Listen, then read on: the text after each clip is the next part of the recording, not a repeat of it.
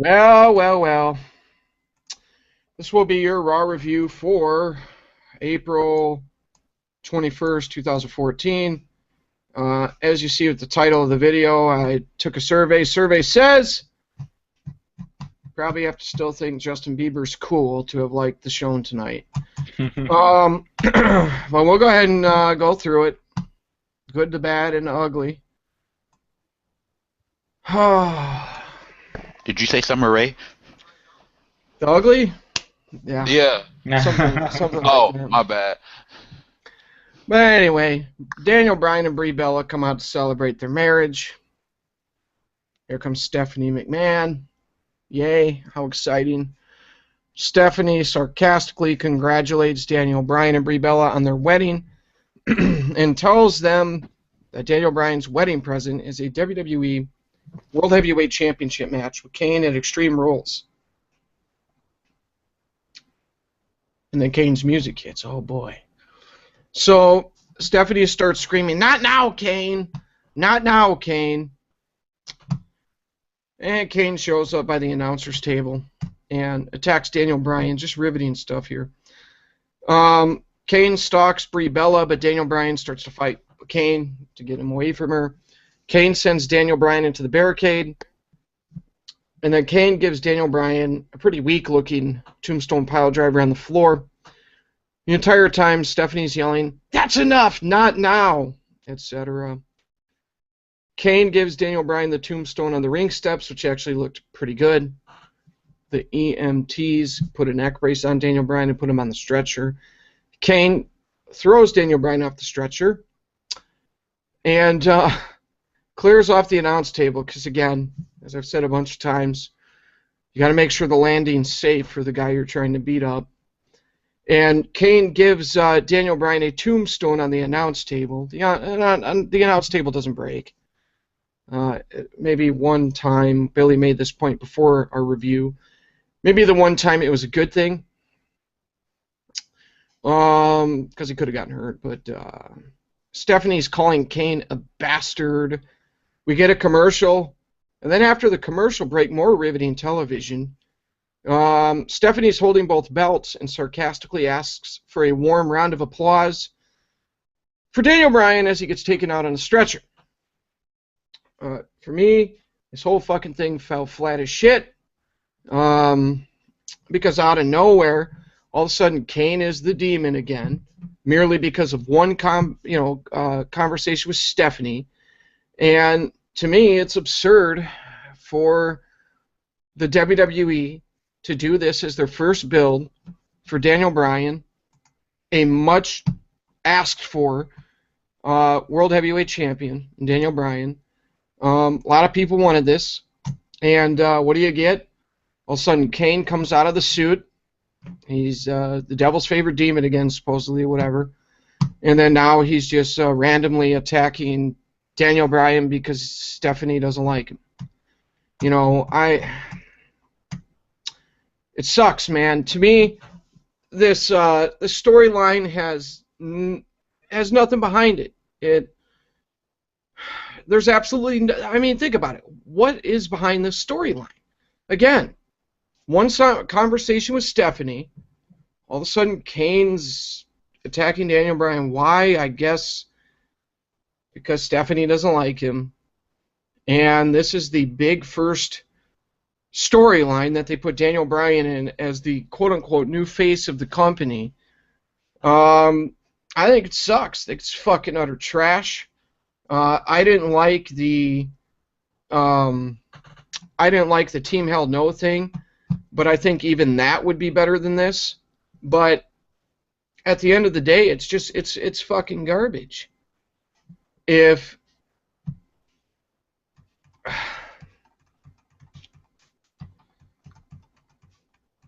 this is how it's going to go, Daniel Bryan's championship isn't going to mean shit. It's not going to mean shit. It looked good at first, that first Raw. And then he left to go get married.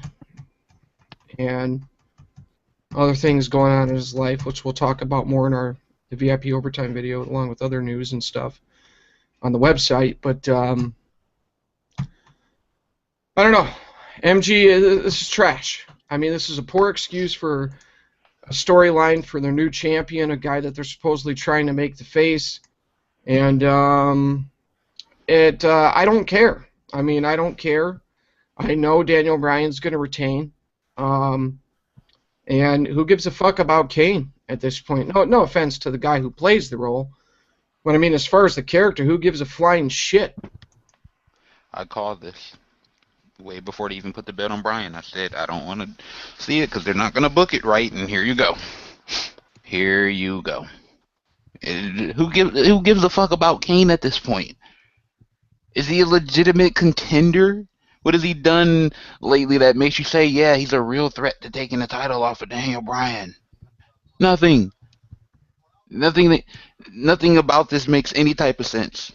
So now Stephanie has a personal vendetta against Daniel Bryan for whatever reason. And apparently Kane is the devil favorite demon again when he was just wearing a suit and he was just hugging motherfuckers. Okay. I'll buy it. Get the fuck out of here. This shit is garbage. Like, you people don't understand. Raw is fucking terrible. The product as a whole is fucking terrible. Yeah, it was absolute trash, man. I mean, I gotta say, Stephanie was looking damn good. I gotta put that out there real quick because that's the only thing I actually pay attention to these days watching Raw is the women. Not even gonna lie to you, man. I mean, wrestling sucks. For the record, one of the Q&A questions on the website asked me about Stephanie and her looks. And I went in on the site because I don't necessarily agree with you guys. But continue. Hey, if you think Stephanie looks good, man, go ahead and let us know in the comment section. But look, the point is, this whole Kane thing is stale, dude. I never really got into the whole Kane and the Undertaker thing, but at the end of the day, it just grows old. It just gets lame after a while. I mean, the tombstones he was hitting were so weak because he was. I mean, obviously he was trying to protect Daniel Bryan. You know, it could be a difficult move, but I mean, come on, MG. How many times have we watched other wrestling companies like ROH pull off these same moves?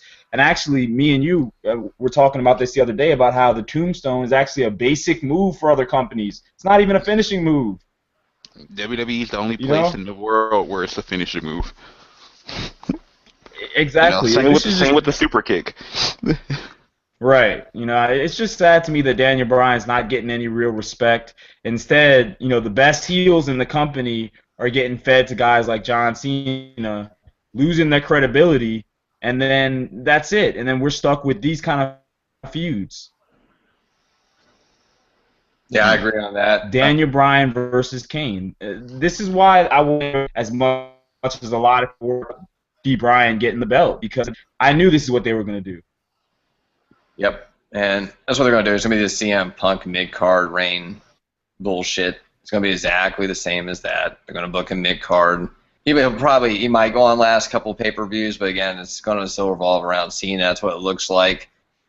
And yeah, it's going to be the same shit. And Kane, yeah, I mean, it's that when he first came out, kind of intimidating with the Michael Myers mask. For some reason, I thought of that because the little slit where the mouth was. I mean, this was like '97 though. I mean, come on, it's kind of past that. He should be doing like really low-end, low-card stuff.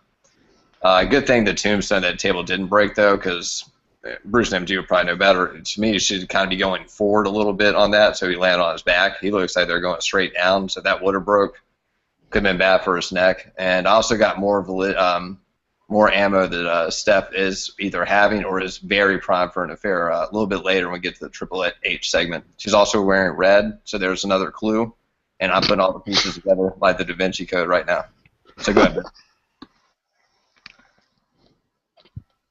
Ben. This thing's a train wreck, dude. Hashtag golden pussy. It's a fucking train wreck. I mean, you have got...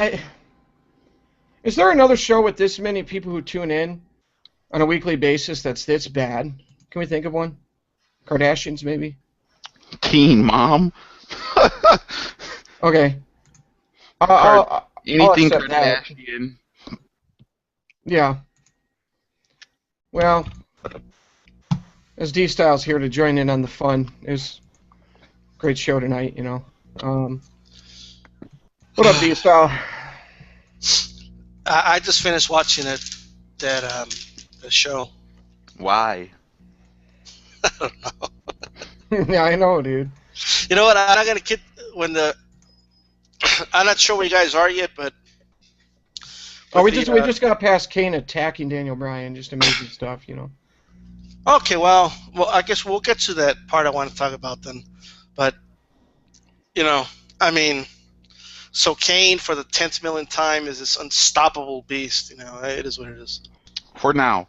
Next week he'll be back to taking the mask off and doing some goofy shit. Happy birthday, Gilbert. Happy birthday to Gilbert. You weren't a birthday shout out. Happy birthday. Happy birthday, brother. Yep. Don't do Was anything it we like wouldn't do. National Kids Day today or something? Or? Pretty much. Yeah, I mean, you had to, if you're still sipping on Similac, you probably like the show. I mean, so, anyway. They weren't breastfed, Bruce. They weren't breastfed. I think that is the problem. I think the creative team weren't breastfed long enough. That'd be my guess. Fluoride in the water. Well, John Cena definitely wasn't must be breastfed affecting at the all. way they think. So, well. Man, don't we all just sound excited about this show right now? Oh no, believe me, the energy will pick up as this thing goes along. Trust me. Right now, I'm just kind of. I got done watching it, and I was a little behind because I had some stuff to do. So I got done watching on DVR late, and the show got over, and I got done with my notes, and I just sat there and I stared at the TV because I don't know what show that is that came on next. I didn't hear anything they said. I just sat at the TV and said, "We're supposed to talk about that with some form of excitement." You know, like fucking garbage. It's like talking about, here, let's go do a review on Bob Ross's paintings. I mean, be more exciting, you know. Actually, Bob Ross put me to sleep too when I was younger. But yeah, so yeah, oh yeah, now we're getting into some wrestling. You know, this is gonna be the good shit. We got the crazy attack to start the show. Just so meaningful. And then now we move into Bad News Barrett versus Sheamus. It's your number one contenders tournament for the WWE Intercontinental Championship. Hell yeah. Wade Barrett came out and said he's got bad news. Who would have guessed? You know. Bad news. I'm wrestling tonight. Yeah, pretty Fuck much. out of here. He said the Piece luck of of the guy. shit. He said the luck of the Irish is running out. This isn't St. Patrick's Day. It's the day Sheamus is defeated by me. Bad News Barrett. That was creative. Woo! Look out, Muhammad Ali. I mean, boy, I tell you what, this guy can really sell a fight. But you guys want to hear something that's really dumb? Bad News Barrett. Well, other than Bad News Barrett. But how about those Hammer. promos, though? I mean, watch out. I mean, eat your heart out, Roddy Piper. All right, eat your heart out, Ric Flair. Yeah, Rock. That's why The Rock's not coming back. He heard Bad News, but he said, I can't compete with that. But no, I mean, the crowd's starting to say, I've got bad news. With Bad News, I mean, they're not sheep, you know.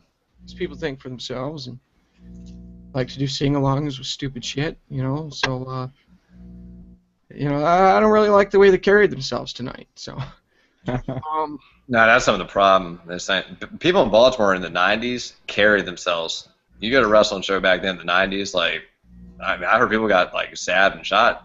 But nowadays, like, I don't know what happened to Baltimore. It's all like a bunch of yuppies and shit now. well, I'll tell you right now. If the ECW fans walked into that arena tonight, everybody would have gotten hit with kendo sticks. Okay, straight up. We've got a little rib going right now for those who don't know. But so anyway, yeah, the sing along. So you guys get to hear the crowd sing along with Bad News Barrett because they know what he's gonna say. I feel bad for his theme song. He actually has decent theme music. I feel bad that it's got to be stuck with this piece of shit Barrett. Yeah, I know. You know, really, honestly, we should all probably bail the theme song out since it's stuck in jail right now. Until you motherfuckers telling me Wade Barrett is legit, show me the motherfucking footage of him bare knuckle fighting. Kimbo Slice was a bare knuckle motherfucking fighter. He got in there with some real fighters and got his ass whooped. Show me the fucking footage. Wade Barrett ain't fucking legit. The fuck out of here with this shit. That's true, you know, and Well, yeah, let me tell you, Wade Barrett's legit, stabbed, but then but that's according to supposed to them, make him Brock legit because Lesnar he got isn't. stabbed. He got stabbed, so that's supposed to make him legit. No, he would have to do the stabbing, people. He ain't that would make him an ECW fan. This guy's fucking boring. Boring as shit. This dude has 3 moves in the ring. 3. Well, 4. Sheamus, let's just be honest here. Sheamus carried the match. Sheamus is now on my list of people that I want to see go to TNA. Sheamus carried the match. Bad news Barrett. Bad news Balls. Cocksuckers. Fucking sucks. Hey, MG, do you like Bad News Barrett, though, by the way? I hope he falls face first on a pile of dicks. Death by dicks. Oh, yeah. Sniff dicks. All right. Hashtag sniff dicks. Well, yeah, his character does sniff dicks, but, you know... Fucking stealing fucking gimmicks and shit. Get the fuck out of here with this Bad News Barrett. Nothing about Wade Barrett is original. Bad News Barrett stole that from Bad News Brown. The fucking bull hammer and the striking shit. They stole that from fucking Chris Hero because he wasn't even doing it till they brought Chris Hero in. And all of a sudden Chris Hero's no longer a striker and all of a sudden Bad News Barrett is. Yeah, Wade Barrett's totally original. He's totally different. Fuck that. I would put Wade Barrett in my top 2,000 wrestlers of all time, probably. Fuck that. Maybe 2,100, like right on the cusp there. Bad News Barrett's nose should go out with Summer Rae's face. By the way, if you like Bad News Barrett, more power to you. 1. Not according to me. If you like Bad News Barrett, fuck you. Wow. I have no. Fucking I don't care what other people like. You know, they really care about what we like in a negative way. And then you got a lot of people here who think like us, who watch videos are cut out of the same cloth as us. I mean, most of our views. You got a lot of people cut from fucking the same cloth as fucking baby blankets. Well, Similac, Soft ass motherfuckers. Similac, yeah. But you know, at the end of the day, our viewers, you know, the Blitz team, and us here on the panel, we started many riots back in the day. I mean, you have no idea, none. Some hard ass motherfuckers watching this. Again, this is all inside jokes. But yeah, as far as the match was okay. There's nothing special. You know, just a run-of-the-mill match. And the crowd actually chanted, "This is awesome." I have no idea why. You know, I wonder if they're doing it in a sarcastic. I'm hoping it's like a sarcastic chant. No, I don't think it is at this point. I really think that wrestling has gotten that bad that the individuals who just started watching wrestling, oh my gosh, I got the hiccups. That sucks. It doesn't suck as bad as Cena, but can you imagine if they saw Jeff Hardy like fly out on a fucking ladder? They'd fucking piss their pants and shit. No, they'd think Shane McMahon was literally a god in human flesh. You know, compared to some of the stuff. Bruce, you know, back in our day, if you chanted "This is awesome" at a Raw event, you get sawed in half with a kendo stick. Pretty much. Pretty much. It looked like a scene from Scarface, but you know, this is awesome, really. What I mean, a run-of-the-mill match. I think I saw Barry Horowitz have matches. Back then, you didn't just chant "This is awesome." You had to survive to chant. Yeah. 18,000 came in. 18,000 came in, and 3,000 made it out. So. Hey, I barely survived this show. I'll tell you what. Yeah. Well, that was a hell of a fight off the air last Monday. I'm really glad I brought my nunchucks. So anyway, afraid I've got some bad news for you. Yeah. I fucking suck. That should be Wade Bear's promo every week. And why does he wear that little cape to the ring or coat? Sorry, Bruce, but he wears that cape or coat. That shit looks stupid. He's got like Well, to fucking the tassels fucking on it. He's got like fucking tassels on it that hang down to his nipples, and he comes out and he looks like he's holding tassels that are hanging from his nipples. It's And when the fucking pyro goes off, he like, what's the point of coming out in the cape on top of the stage for 2 seconds and then throwing it off? Like, it'd be cooler if you did it in the ring. See, Yeah. when I think of in-ring, you know, when I think about gear that guys wear during the ring walk, I think about what a rush, the shoulder pads, you know, and those motherfuckers would walk out and they couldn't wrestle technically to save their lives, but they carried themselves like badasses. You look at Demolition, didn't like them because I thought they were Road Warriors ripoff. No pun intended, actually, with that one. The Demolition, I didn't like them because I watched AWA and I thought they were Road Warriors ripoff. But still, at least they're kind of badass. You know, you look at Ric Flair, larger than life. You look at, oh yeah, the Macho Man. You know, I mean, he wore the bright colors and stuff, and but he made it look macho. You know, I think when I think of Bret Hart coming out the jacket and pulling the jacket open, he's got the belt and the glasses and. You know, what happened to cool entrances? Now you got Cena. Imagine if, like, Bret Hart took off his jacket on the stage. That wouldn't make any sense. No, yeah, if he just, like, dropped his jacket, yeah. Like, wait, what's going on? Supposed to wear it into the ring, you know. But, but that's the weird thing about it is you look at today, the face of the company for the last 9 years looks like he's got a banana stuck up his ass when he runs to the ring. You got... these Fandango gimmicks and whatnot. I mean, there's no. I mean, the only one of the only times that you sit there and you go, oh shit, like there's that anticipation over the crowd is when fucking Brock Lesnar comes to the ring, right? Or Bray Wyatt. Yeah, but I've got something to say. I'm about done. I'm about off the Bray Wyatt bandwagon. I am. Well, it's not Bray Wyatt's fault, though. I know it's not, but I'm going to explain why later. I think they bought it. I think they got us to buy into Ryback, the heel version. And I don't mean talent-wise. I mean the way that they're using them. Oh, it's coming. Oh, it is. Yeah, it's already they're already halfway there. And that's what she said. But so anyway, the two best moves of the match were the Winds of Change by Barrett, which, by the way, Abyss called and he wants his finisher back. And the White Noise by Sheamus was pretty good. And Wade Barrett went over with an elbow as Sheamus leaned through the ropes. I thought it was a pretty weak finish to this awesome match, I don't know. Wade Barrett advances. What the fuck ever, right? If they put the IC title on Wade Barrett again, that'd be the 4th time. It ain't worked the first 3 fucking times. Who gives a fuck about Wade Barrett? Oh, there's some people that do. Well, hey, Matt Genius, I got some bad news for you. Shit, I mean, Wade fucking Barrett? Yeah, Wade Barrett. What? Mm-hmm. Man, like I almost feel like I'm in high school again. I'm listening to cheerleaders just trying to start chants nowadays when I watch wrestling. Pretty much. Yeah, it's like one of those pep rallies. Remember those? Yeah, like, give me an E! And then everybody will be like, E! pretty much. That's how it feels, dude. That's why I fucking did fucking prep rallies. I feel bad. I feel bad for Sheamus. I fucks with Sheamus.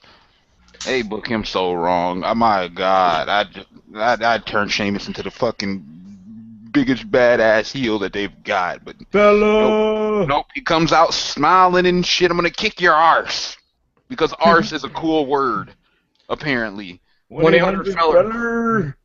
You know what I do to Wade Barrett, or what I do with Sheamus if I was booking him? Say, hey, Sheamus, come here. Pull him aside backstage.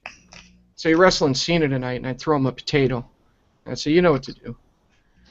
Some people will get that, some won't. But so yeah, next we get a Belieber vignette. You can't spell change, or you can't spell challenge without change. It's hard for an egg to become a bird, but an egg can never fly. If you're going to rise to the challenge, you have to be prepared to change. You just have to believe.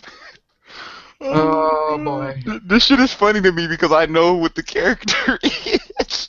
Well, yeah, but you know what it's gonna be? They're gonna turn into 4MB with this guy. I have a feeling. Oh my god, no.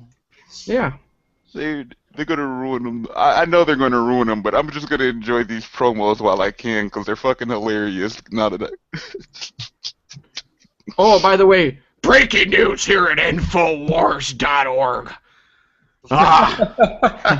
Wanted to let you know that if you eat the Fruity Pebbles, that John Cena, it just gets me mad. If you eat the Fruity Pebbles, that John Cena's trying to sell to kids. This is what you look like. Don't eat them, they'll turn into a red person. I have a very top secret the elite have put. No. John Cena, it's Illuminati.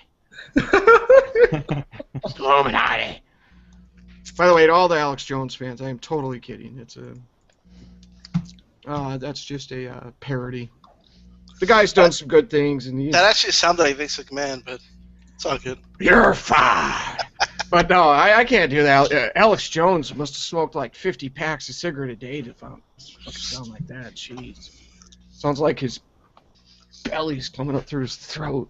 Yeah, he's got the whole Batman thing going on. Worship Bane. But, yeah, so, anyway. The new alarm's got to come! Something like that in the fast food. Yeah. Where are the drugs going? I'm You're like, not going to take away our guns, Pierce! 1776! you know, every time he says New World Order, I'm like, wait, what? So Hogan Nash got all back together? Oh, another fucking outsider's running. Damn it. Oh, fake Sting. Shit. Oh, another fake Sting. What the fuck? Alex Jones is a lot smarter than people give him credit for, by the way. Me and Billy came to that conclusion off the air, but I don't want to go into the political stuff. If you're a fan of him, good. If you don't like him, good. Doesn't matter. Well, say it again so I can get two. More power to you. All right, two. All right. So Hugh Jackman is going to be the guest host on Raw next week. By the way, what was that Hugh Jackman movie with the boxing robots? It was actually pretty good, D-Star. I'm sure you watched it. Yeah. Real Steel? What was it? Real Steel? Yeah, Yeah. more edgy than Raw's been in about 8 years. I can't forget that movie because I broke up with my girlfriend that day. Oh, really? The Real Steel one? Yeah. That goes to show you, man. It hits you right here. You know? No, I'm kidding. That's too bad, though. But Hugh Jackman and Dolph Ziggler apparently were tweeting each other. Oh, come on. Yeah, about burying the hatchet, and Damian Sandow jumped in somehow, and what the fuck is that supposed to mean? That means that Hugh Jackman's probably going to squash both of them. So, like, they're going to get him over, but they can't get fucking Brock Lesnar over. No. Brock Lesnar is over.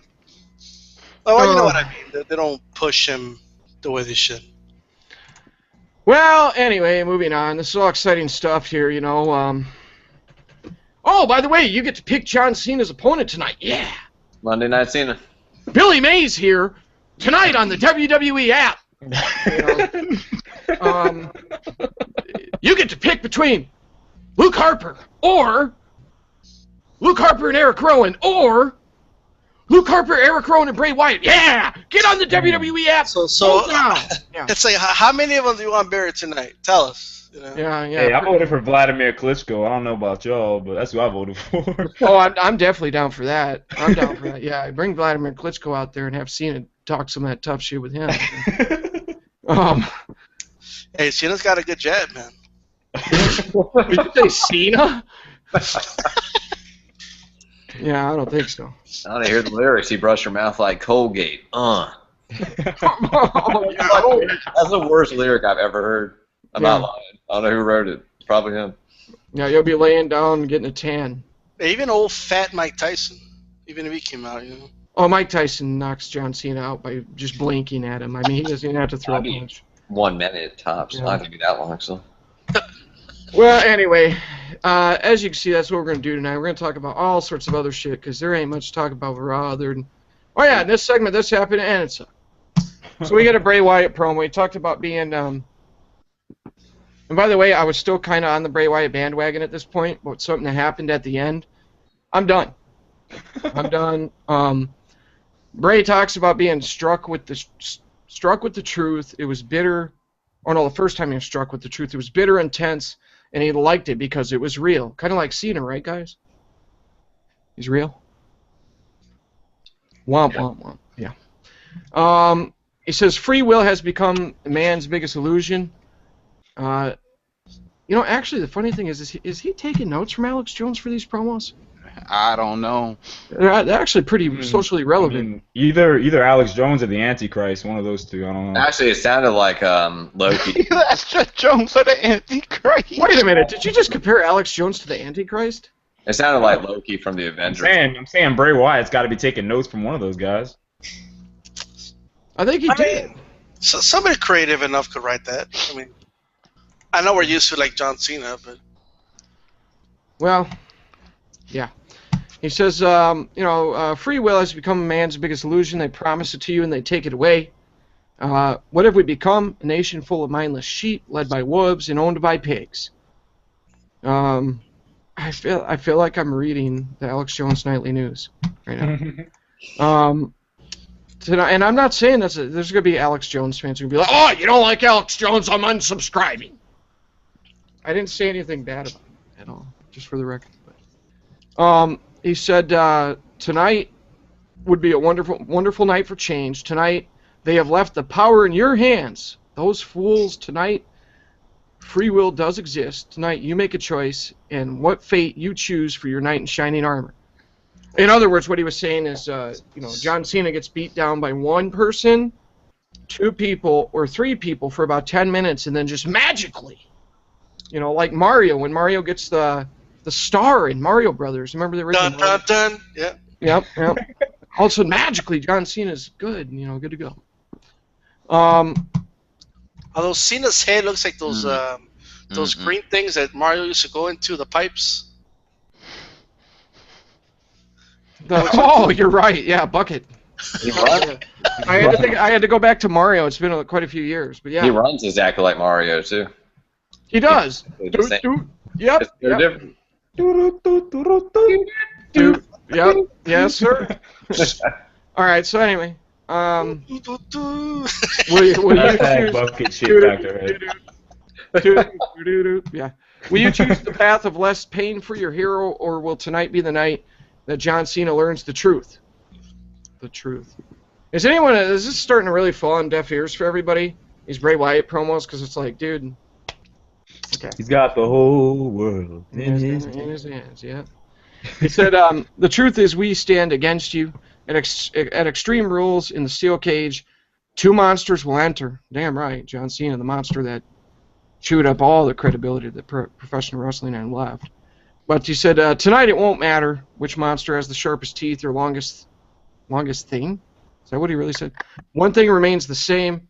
I think he said longest. I think he said longest.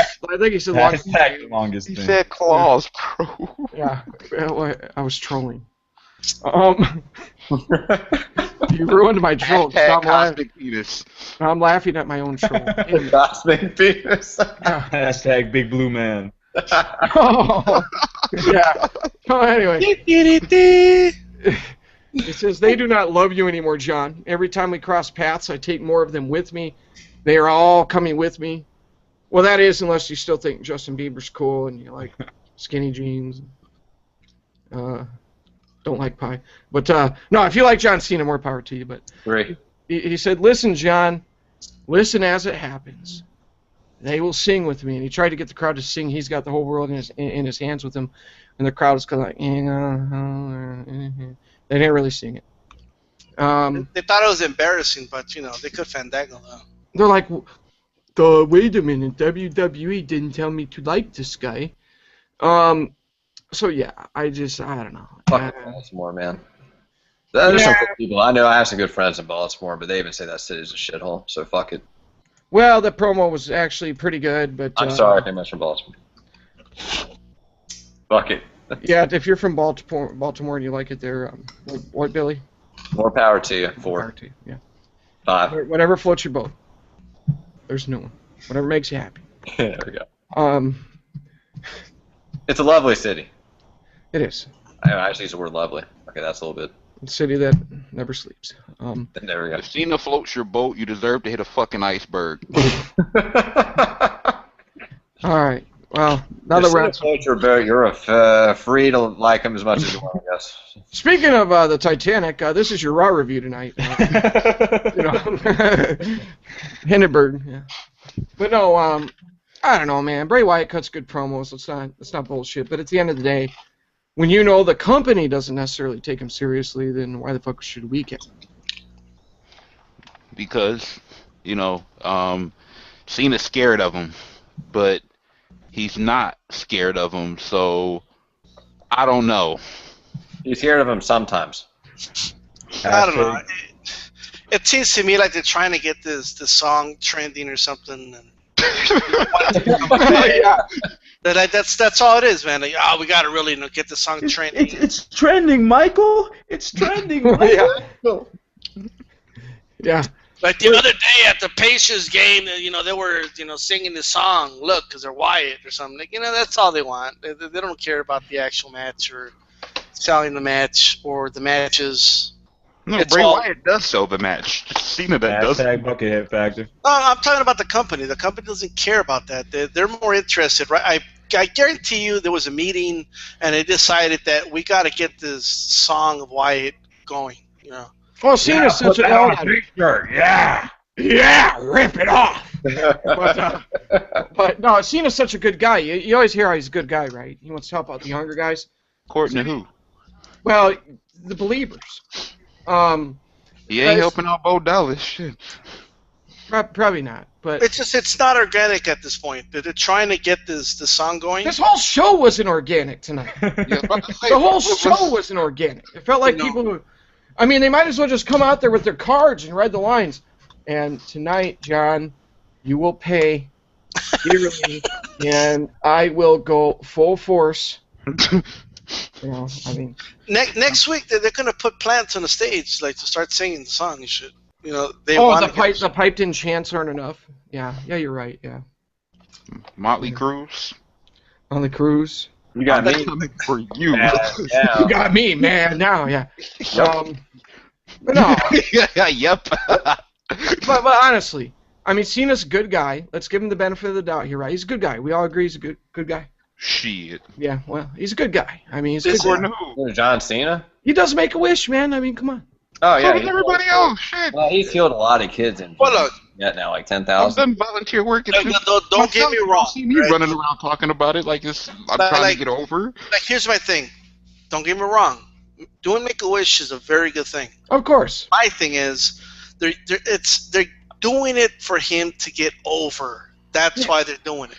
No. A lot of guys do it. All right. Oh, a lot of guys make a wish. Come on.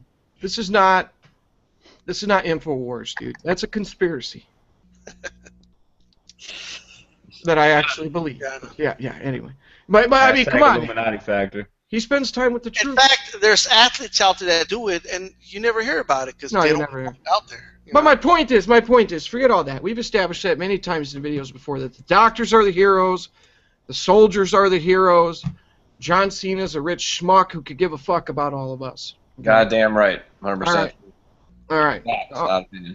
But at the end of the day, here's the thing. That's why I find it funny when these, I mean, literally, they'll come at me and they'll talk trash and I'll block them, and then they'll create another account, come back, talk more trash, and I'll block them. And then they come at my Twitter and block them. No. Yeah, no soup for you. John Cena's a hero. He cures the sick.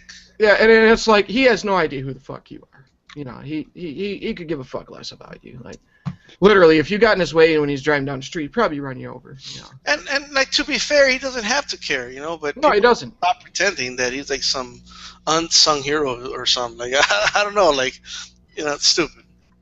Well, I mean, come on. Clearly, he's going to part the Red Sea. Yeah. So he's going to lead us out of Egypt. So. He's a professional wrestler, people. Right? Nothing more. Although I'm using the word wrestler very loosely. Yeah, he's a professional something. Professional dick sniffer or something. Well, he wrestled with something. Hashtag sniff dicks. Go ahead, D-Star. No, I just said he wrestles with somebody. That's for sure. Oh yeah, yeah. But no, here's my point. He's a good guy. Does Make-A-Wish. He loves the troops. He likes the fans to be able to pick which side they want. You know, that's what it's all about. And I mean, he tries to help the young talent. You know, He also sniffs dicks. and he does that too because you know the guys he does it for, they like it. And at the end of the day, I truly believe he will put Bray Wyatt over to help his character develop. Don't Where you the guys hell agree? is elevate Bruce Blitz? Bray Where the Wyatt. fuck is Bruce Blitz at? No, Hey, I'm what telling the- you. He will Here's my elevate thing, people. man. But no, here's what I want. Everybody in the comment section who agrees with me. John Cena, good guy. You know. He's gonna elevate him by beating him. Do you He's gonna- understand? he's gonna- But he's here's gonna- my thing, though. Oh, he's gonna elevate Is it- him, and then he's gonna drop him and then go pin him. Yeah. But here's the thing. Is it or not? Like, very serious here. I was being sarcastic, by the way. When a character says something like, I don't know, I care, even though he's getting booed, you know, I respect what the fans think and this and that. Isn't that like in a way like breaking kayfabe? Oh yeah, it's passive. It's also being passive aggressive. He's a very passive aggressive schmuck. But shouldn't wrestlers care what the fans are chanting or saying? Isn't that the whole point of the show? Yeah, Hasn't that always been the point? You know, I always thought, no, you know, I was always taught that at the end of the day, wrestlers, what they do is they listen to the crowd, they use their ears, and then they feed off the crowd and give them what they bring the crowd up and down and up and down. And John Cena, the crowd's like, no, we don't want you, motherfucker, go away. And he's like, oh yeah, listen to that emotion, the energy in here is great. Next day, that's what he'll do next is Tony the Tiger. They're great. Well, let's be honest, guys. Let's be honest here. He's gonna elevate Bray Wyatt. Okay, he's gonna elevate him, and then he's gonna hit him with the attitude adjustment. All right. Yeah, That's pretty what's much. gonna That's about it. Elevate him and drop. Fuck. So anyway, moving on. Yeah, Bray Wyatt's promo and He's got Vince's balls. in his hands. Yeah. All right. That's actually I like that. I like that remix a lot better because that's more accurate.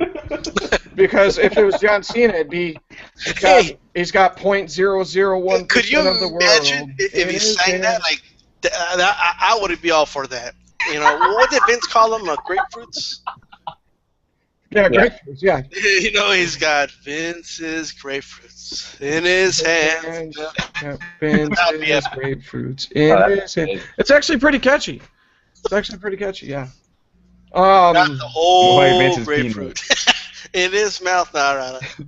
Well, anyway, you can't give Nikki a baby though. So, Come on, guys. We got 12-year-olds who watch this show. Okay, 12-year-old John Cena fans. it was so funny when I can't remember if I saw that episode or someone told me. It's easily forgettable, but I remember when I found out about that he said, Nikki, I can't give you kids. I'm thinking, PEDs make you impotent, right? So anyway, Over time. yeah, moving on. Dog's time. El Matadores and El Torito. Now, Oh, my God. Now this is excitement. This pissed me off. I did not like this, Bruce. I know you're going to think I want bring back Lord Littlebrook. no, it doesn't bring that back. Bring I back have a Lord story about this. I have a story about it. I really do. It was Okay, great. let me run through what happened because it'll take me all of 2 seconds because it was so exciting. Hashtag. Yeah, hashtag exciting. El Matadores and El Torito against 3MB and Hornswoggle. Apparently Hornswoggle's a biker now. I don't know. Apparently he's also part of 3MB. But so yeah, Heath Slater set the match out. So Drew McIntyre and Jinder Mahal tagged with Hornswoggle. You know, I guess midget wrestling for the kids or whatever. You know, the Beliebers. You know, but El Matadores went over on 3MB, and I was just happy that it was over. I don't tune in to see this shit. I want to see some badass wrestling. You know, some badasses and some wrestling. How about that? It can even be separated. Fuck. At this point in the show, I was ready to reconsider doing the Raw review tonight and just moving it to tomorrow so I could go back to watching basketball games. Because it was pretty bad. I'll tell you one thing. Torito and Hornswoggle showed they hated each other more than Cena sells hating somebody. Well, that's nuts. Well, John Cena's like here. That's jumping Jeff Farmer level. You know, so yeah, that don't surprise me. All right, so let's hear inquiring minds must know. We want to hear D-Style's story. Well, it's not really a story, but this is what happened. Story so time. I'm watching Raw, and then this match is on, right? And then Torito and Hornswoggle are like, really going at it. And my sister and her friends walk into the house, right? And they look at the TV, they laugh, and then they walk to my sister's room, right? That was embarrassing, right? And then my sister texts me, LOL, you watched that? Right now. Oh, no. And I came up with the excuse that, no, because I'm going to do a review on it. So,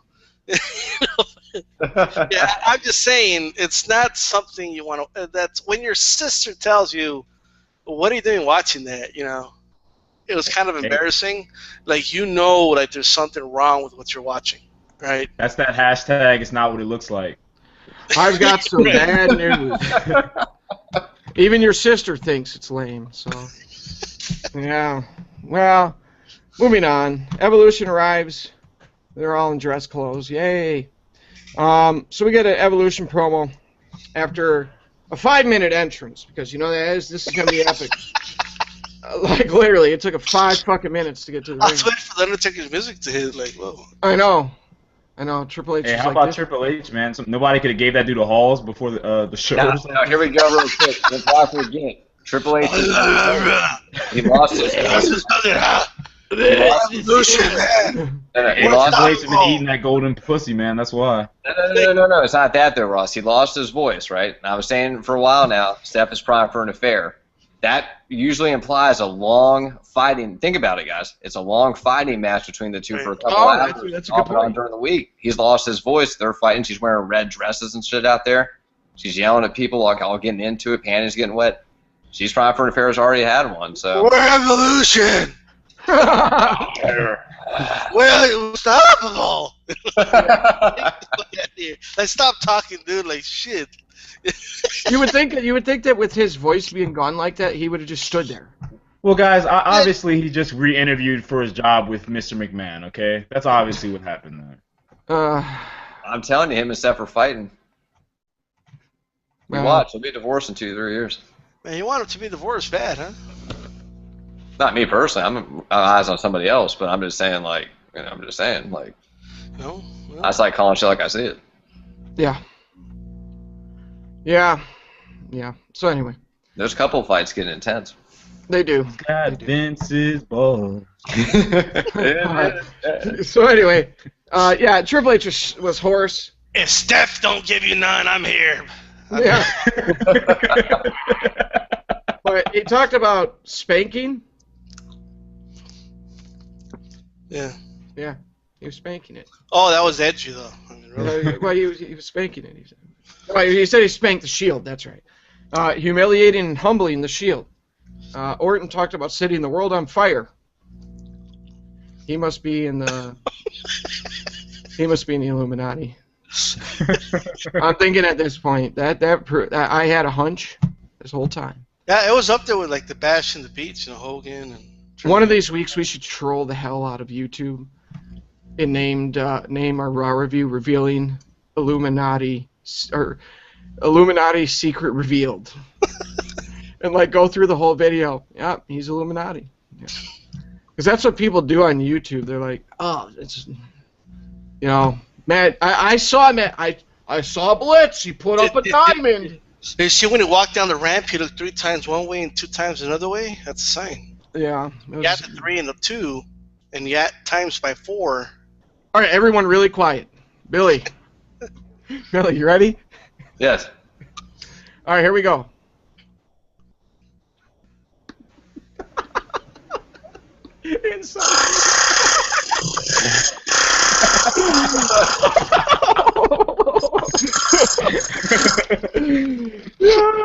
Inside joke. Maybe, you know what? Maybe we'll reveal what it is, kind of, in the overtime review. No. Yeah. Get myself in trouble. But, so anyway. You gotta play the conspiracy theory Illuminati music in the background, too, when we did that video. Oh, well, I actually have. You know that song. I actually have some on hand. If I can get it to work here. Randy Orton is Illuminati. All right, we should do that one week, like on a really shitty Raw like this, just to give people something to be entertained by. You know, fuck. And the next, This wasn't that shitty Raw. it will. If I would have thought about it beforehand, we could have done it on this one. We could be like, and this proves Triple H is Illuminati. Oh, you gotta put a voice Billy into Mays it. here. If you guys subscribe right now and get the Blitz Network app, then we'll tell you everybody who's in the Illuminati. Yeah. No, because you gotta do like a deeper voice. So he's in the. Triple H. It's funny how he was trying to do his voice, but he had no voice, so it didn't work out. It didn't work out. He tried. And then he started to laugh, and he knew he was laughing because, oh fuck, I don't have a voice. Well, he's having marital problems. I'll give him a little bit of a break. So anyway, Billy's gonna have people. Well, Billy on the Blitz team said. You know, When you think about it, it's a drier mouth. You know what I'm saying? well, yeah. But I'm not gonna go there. I actually had a very crude comment I could have made, but it would have been just a bit outside. So I'll leave that one alone. All right. So anyway, Randy Orton talked about the Shield forcing Evolution's hand and reforming. Oh, I bet Steph's gonna fuck him. Oh, go ahead. Sorry, Bruce. Randy. I had to keep that in my head. So. All right, my bad. We get a video package with like a history lesson of evolution, and you realize that all these fuckers are old now. For the record, Ric Flair. That's true. Like every one of them, like man, he got old. Yeah. Yeah, For the everybody's record, like, damn, Ric I forgot Flair we like that was hair. shown in the video package, and the attack on the Shield. Was Flair blading in the video package? No, they had No, this shit, it sucked. It sucked. Let's just- if they would have shown that, it would have not have met the Nickelodeon Like- TVY rating. So. Like every single time, like they went from one guy to the other, like Batista to Batista, Triple H to Triple H, Orton to Orton. Like man, those guys got like 20 more wrinkles in their face. Hashtag age factor. So at home though. Sorry, yeah, Bruce. he did. Well, we went over that in the overtime video last week. Remember? Yeah, we did. Yeah. But anyway, Batista asked the fans, do you get it now? 31 world titles in the ring between the three of us. God, that's so many. Oh, this. Oh my gosh, just epic promo. all of Look that out, was look over out. like the last 15 years. No, but Look out, Stone Cold. But let me go ahead and finish this. Though, like 31, that's way too many. That's a problem with wrestling, you know. And the other problem is John Cena has half that many, so with one guy. But he said the Shield has no idea what they've gotten themselves into. Deal with that. And I'm like, wow, he really brought it this week. And then the Shield. Yes, and then the Shield's music hits. So here they come out. Oh. Evolution bails as Shield gets in the ring, and now we get, our weekly Shield promo. and for the record, this week. For the record, Roman Reigns worked on this all week. 24 hours a day. He hasn't even slept yet. He has in the mirror, yeah, at the hotel. But Dean Ambrose says last week wasn't the first time that they've been beat up, and it won't be the last. You did a number on us, and well done. By the way, I wasn't a big fan of the Evolution no-selling the whole time. I understand the whole we're better than you thing, but at some point, like if you do the whole better than or the whole we're better than you thing, you got to at least get serious somewhere in there. You got to go from this to, well, you think you can whoop my ass? Because that's the way you would act in real life, right? Yeah, the what the fuck did you just say to me? Exactly. At least And one. Triple H kind of did that. And, I don't know, Orton and Batista were just kind of like, these green. No, Orton was high, so I'll pass him on that. Okay. Illuminati. Strike So more power to you. 6. Yeah, 6. Would have thought Triple H would have been the one to do it, you know? Oh yeah. And for the record, I bet the over tonight. So.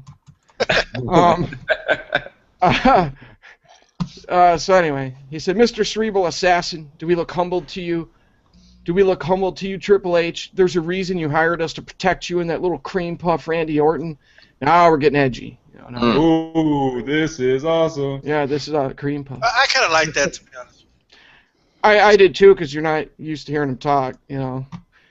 And he said, we are the nastiest, dirtiest, and most ruthless individuals in the industry. These dogs are angry. This guy, Seth Mike Rollins. Tyson now? Like, shit. Yeah. I mean, Oh, it's your children. Like, you know. my style is impetuous. My style is impregnable. I want to eat your heart. No, but you know, like, I'm the most ruthless champion that ever lived. You know, like, that's how he sounded like. Oh, relax. So anyway, Seth Rollins says we have every right to be angry after what you did to us last week. You and 12 other guys, of course. He says, Batista, you said we don't know what we got ourselves into. You're wrong. We started this, remember? I like the way that they were, you know, go figure. Guys are cutting a promo and they're being directly responsive to what someone else said. Unlike Fuckboy Buckethead. He said in 2 weeks you'll come face to face at Extreme Rules with the Hounds of Justice. And he said the Viper is going to look out for Randy Orton. Batista, with his Hollywood obligations, will be looking out for Batista. And the crowd actually was like, "Oh, he said Hollywood obligations." You know, I'm like, wow, man, holy shit, Traitor. wow. Burn him. He broke kayfabe there, yeah. So anyway, which he didn't. But the game will do what he always does, and you'll do what's best for the boss. He said, what you're looking at is the most dominant force in the history of this company. In 2 weeks at Extreme Rules, we will rip you to pieces. And this reunion that you're so proud of will come to an abrupt halt. When you made this match, you put a nail in your own coffin, and in Extreme Rules will be the hammer that drives it home. Actually, not a bad promo from Seth Rollins. Not bad. That was good.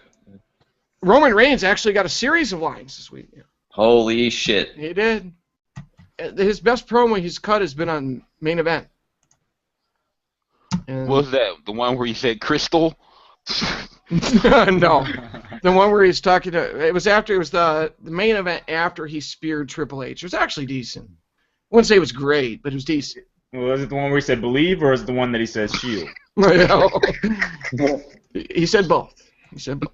He might have even said believe that at the end. But, so anyways, Roman Reigns says, last week you gave us an ultimatum. This week we give you one. He said, in 3 seconds I'm going to drop this mic and we're coming up that ramp and we'll beat your asses. Like, right here, why is Evolution smiling? Does anyone tell me? John Cena factor rubs off. Yeah. Shawn Michaels too, anyone? 90s? I don't like that. Like, if... Don't mention the word Sean and rubbing off in anything Oh! together. I think that maybe because That would pass by. But Just maybe because they knew what was... Maybe in the storyline they knew what they had prepared for them or something. Okay, in that case, then fine. But when Roman Reigns says, if you're trying to build this guy as the future of the fucking company, why not stand there and act pissed? Like, oh, you ain't gonna beat my ass, you know. Or at least sell that there can be an actual fight about to happen. Don't just stand there like, we're not about to fight. Yeah. I think Triple H was pretty good at being a chicken heel at times. So he could have done a little bit of a... Fuck that. The segment was a fail. The point where the Shield walked up and all those guys came out, fucking Flair should have came out and started elbow dropping his fucking jacket on the ramp and bleeding. That would have made the segment. That was the greatest Raw I've ever seen if that happened. By the way, I hate how all those other wrestlers are being used as pawns in the storyline, Yeah, they're just smart guys. Well, they're all jobbers. Well, they're smart, though. I mean, they... No, but like that Russian guy, we're supposed to be taking him serious. No, we're not. What is this Russian guy you're all talking about? Please fucking tell me who Rusev is. I haven't even seen this fucking dude. Come on. No, here's my Well, thing. you go ahead. I don't like him either. I don't like him either. But why is he a pawn in this storyline? What But about in her? another storyline, he's unstoppable. Like Hashtag No, mom I factor. actually want to go through that in more detail here in a second, D-Style. But Alright. he continued on this Roman Reigns. He said you have two options. You could be men and try to fight, or you could be cream puffs and you can cower away and hide. You can either believe or you can believe. Motherfucker, dude. Hey, he plays that big, tough, but a little dumb guy pretty good, you know? Yeah, kind of. No, I got the Forrest. You ever remember Forrest Gump? I just kind of take a little bite on that. He must be the stupidest son of a bitch alive. But he's Like, can you wrong. imagine, like, if he was around when The Rock was, like, The Rock would just bury him, you know? Just make Well, well, he wouldn't bury him, but he would just make fun of him pretty good.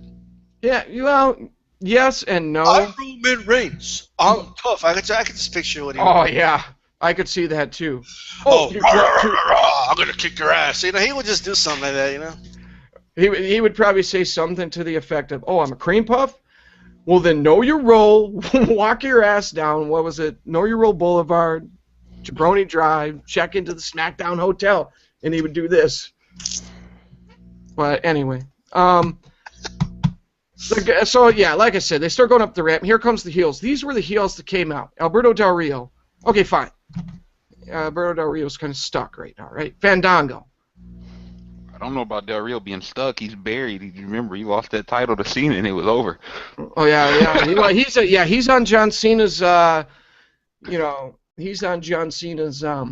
He's a notch on John Cena's belt. Yeah. Fandango. Okay, whatever. Bad News Barrett is just a pawn. Fuck yes. Yeah, but storyline wise, they're trying. Whatever. Alexander Rusev should not be out there. Titus Yes, he O'Neil. should. Titus O'Neil should not be out there. Curtis Axel and Ryback, fine. Jack Swagger, fine. Damian Sandow, no.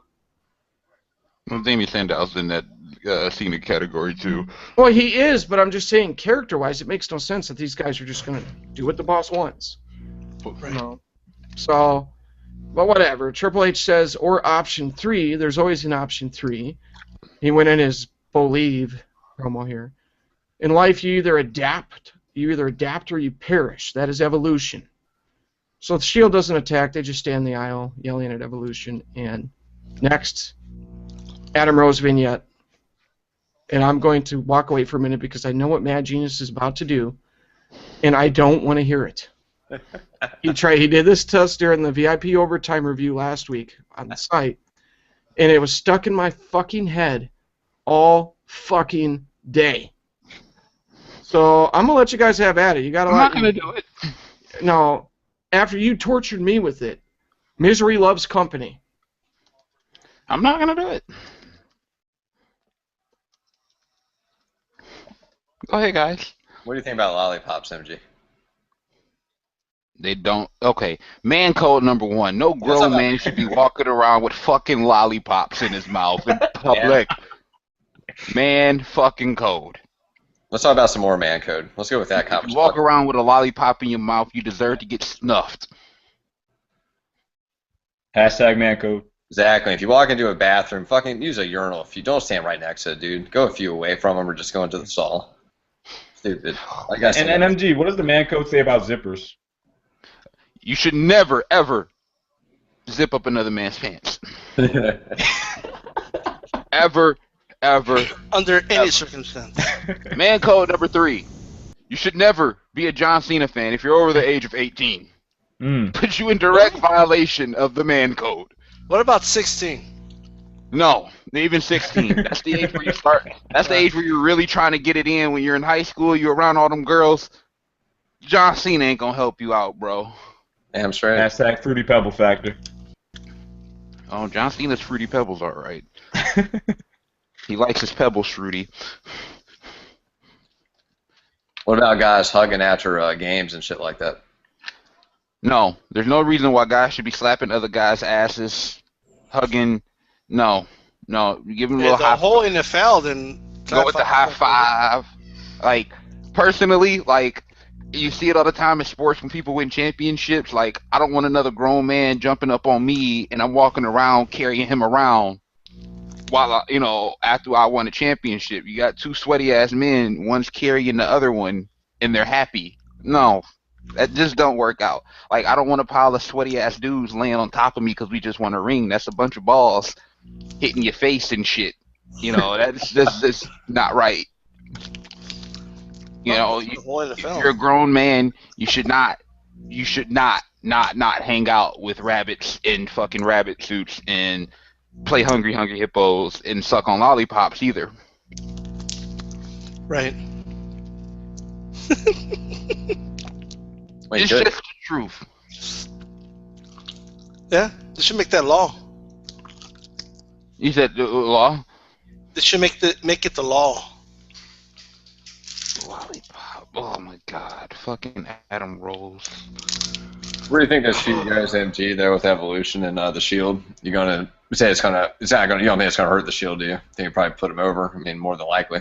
They're there to put the Shield over, but who gives a fuck about Evolution? Like, and it's all in the sake of putting Roman Reigns over. It's not even about putting the Shield over. It's about putting Roman Reigns over, which I really don't like at this point. Like, at this point, I'm off the Roman Reigns bandwagon.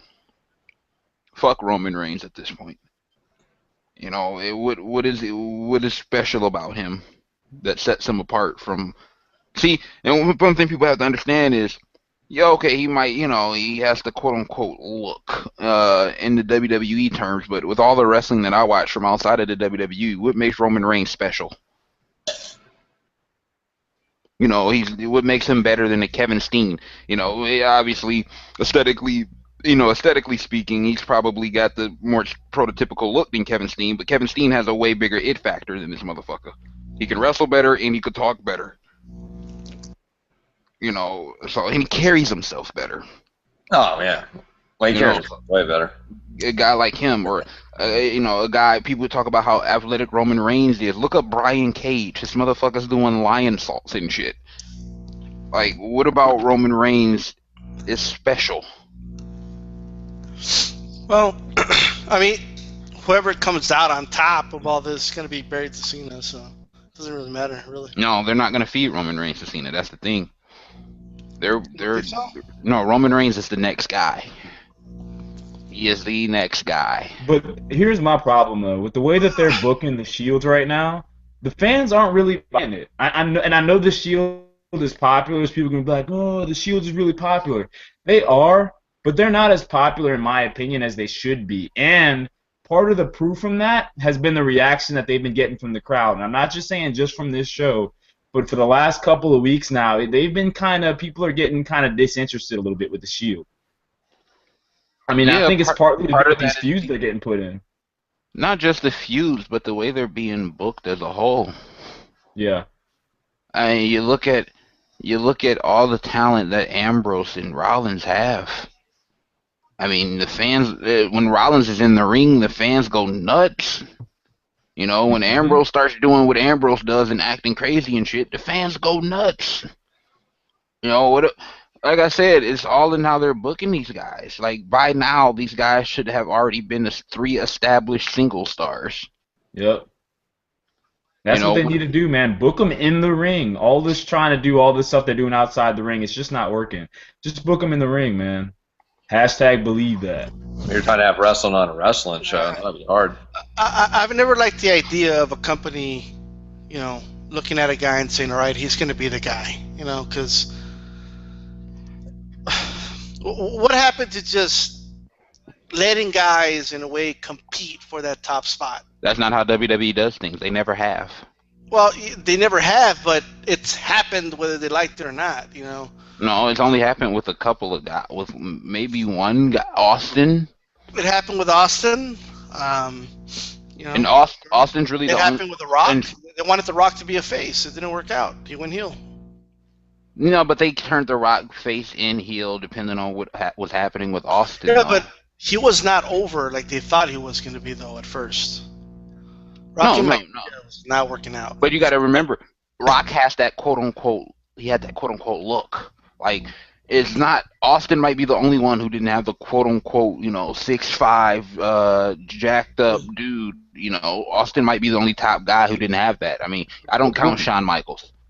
Part of the problem is too that these guys are always trying to tell us what we want. These guys are the geniuses that sit in a room and create exactly what we quote unquote want because we don't know what we want and they have to tell us. So they got to tell us what's best for business. So that's what we have to deal with. Well, and I mean that's honestly the point I'm at right now with the Shield. Like I don't give a fuck about Roman Reigns.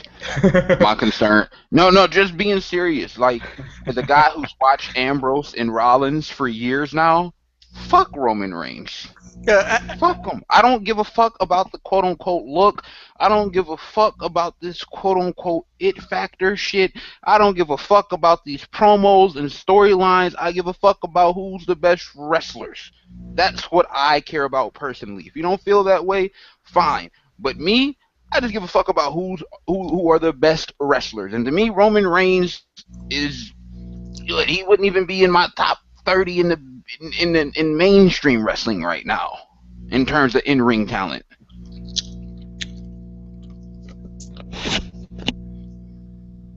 Well, he's basically just got the high spot with the speeder, which is nice. I'll tell you what though, he's way better than Cena. Well, yeah.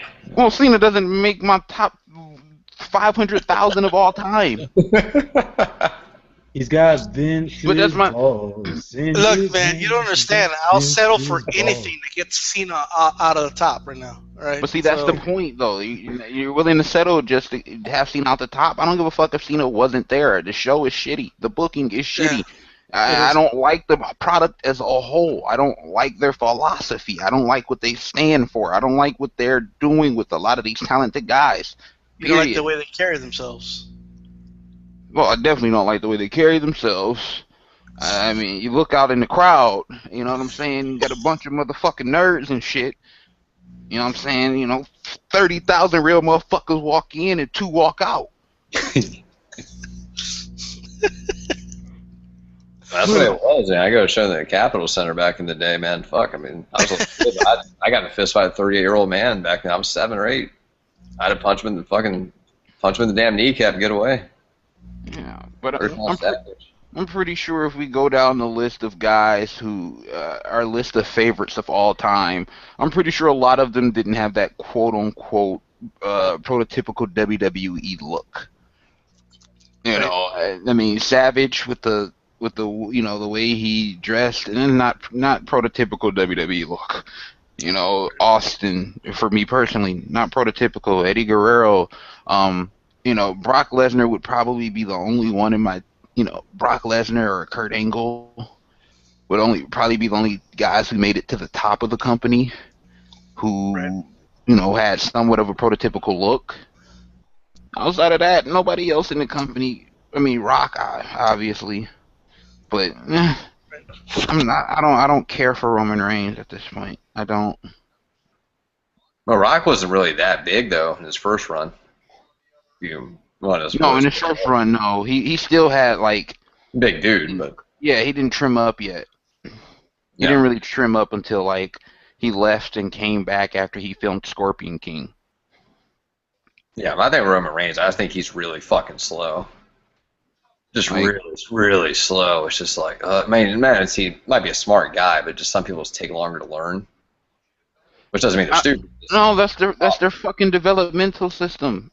I mean, just look at it's the way they bring these guys up. Just think about it. All the talented guys they have really had passed previous to WWE when it comes to wrestling. The Daniel Bryan, the Seth Rollins, the Dean Ambroses of the world, the Cesaros of the world. People don't understand. Sheamus has been wrestling for a long. Sheamus is 35 years old. He's been wrestling for a long time, even before he was in WWE. A lot of the talented workers are guys who weren't brought up in their developmental system. The guys who were, Biggie Langston, Roman Reigns. Guys like that, aren't really far along. You even look at a Damian Sandow who's talented. He got his start before he was in WWE. Well, let's put it this way. Like, back in the day, you know, I use that phrase a lot, but when wrestling was better. But back in the day, you know, whatever floated your boat, more power to you. No, when you had to be entertaining to survive. Yeah, you had to be entertaining. But no, the truth of the matter is, something like this week, where you had all those guys come out. If that's Stone Cold Steve Austin and that's Vince McMahon up there, Stone Cold goes up there and takes an ass whooping, takes a couple guys down with him. You know, when you talk about the way that they're being booked, why just stand there? You know, why not have them go after the mob? You know, just go for it. Why not have them throw a couple guys off the stage? Because only Cena is allowed to do that, Bruce. That's all. Oh, Cena would have gone through all of them. Yeah, Cena would have gone through He all. would have taken them all down, and they would have to use some chairs. You know? He's a shit factor. Bucket head. He's Yeah. a shit factor. Bucket That's head. it. John Cena sucks. John Cena sucks.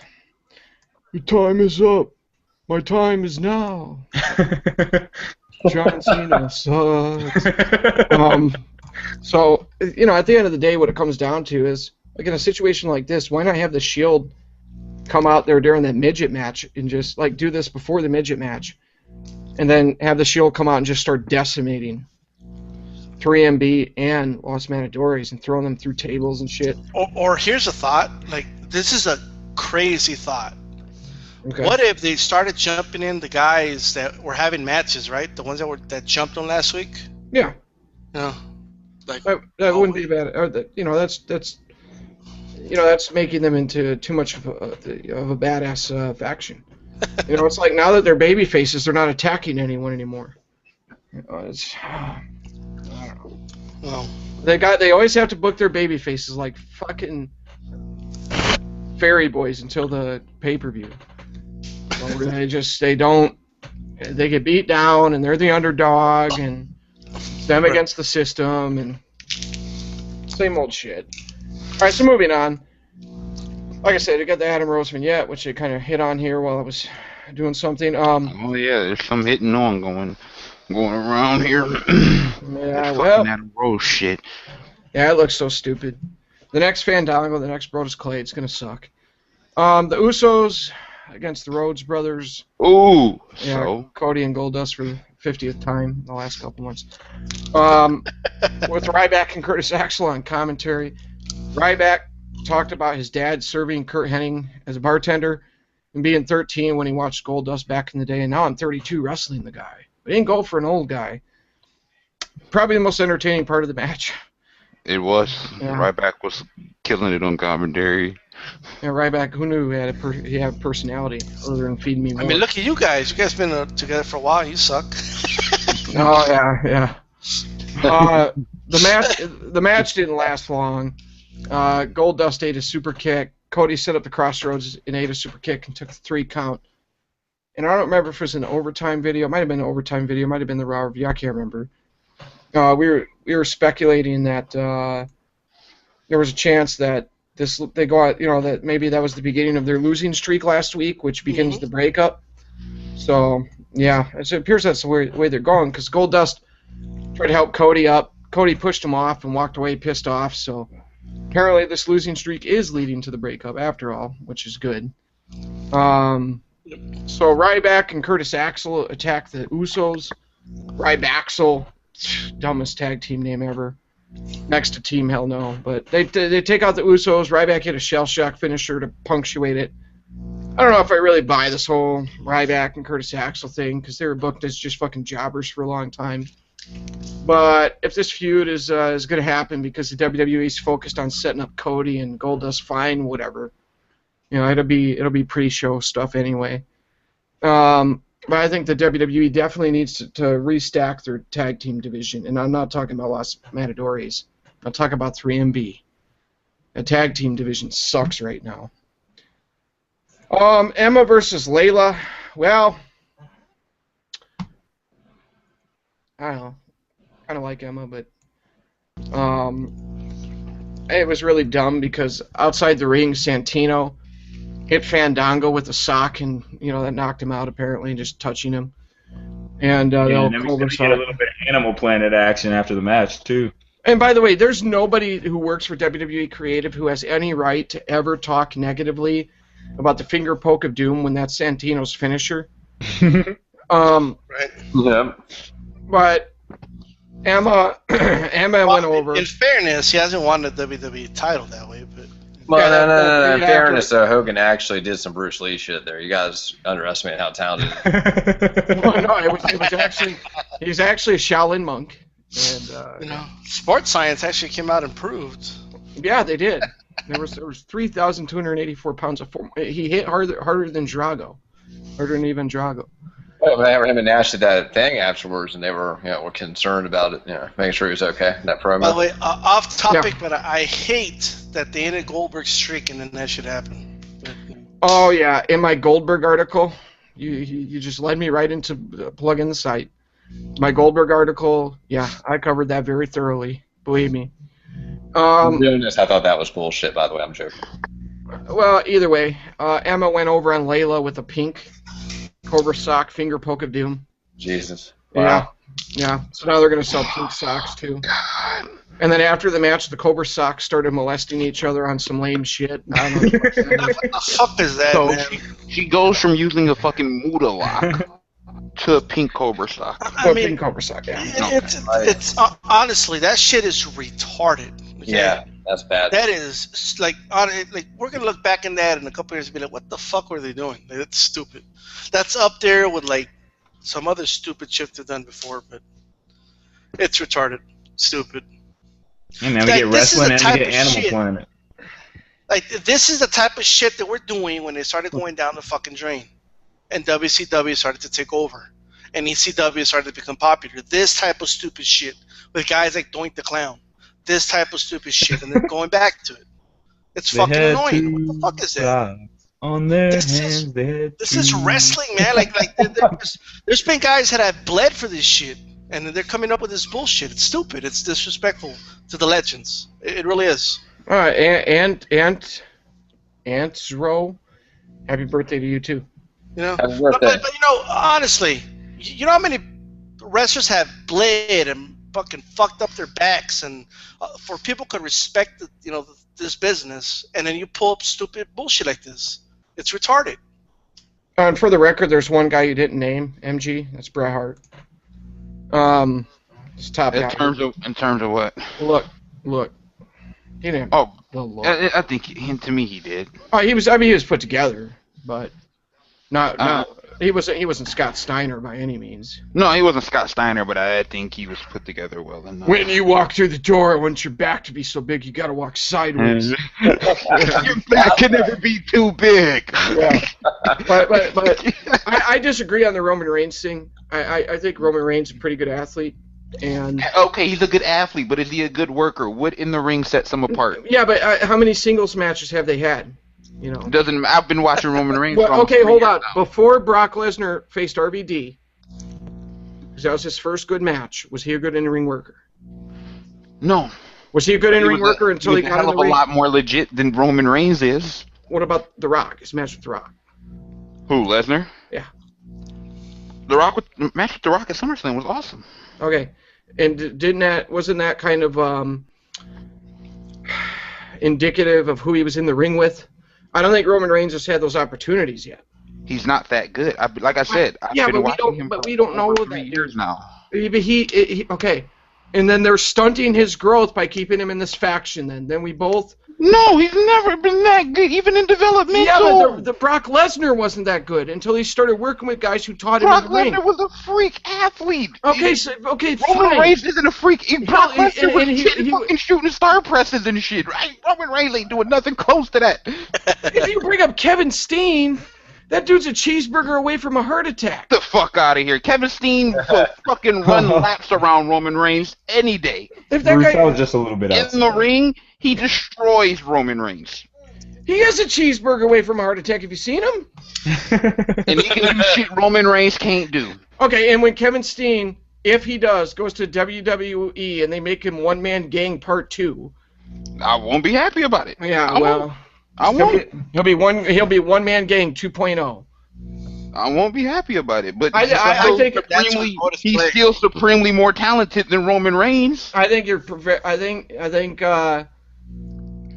got an issue being premature on this one. No, I'm not. How is it? Like I said, I've been watching him for 3 years now. Roman Reigns, you've been watching for 3 years? Over 3 years. Back down to developmental. I've seen his development. I've seen it. Yeah, back when he wasn't even Roman Reigns, when he was motherfucking Leaki.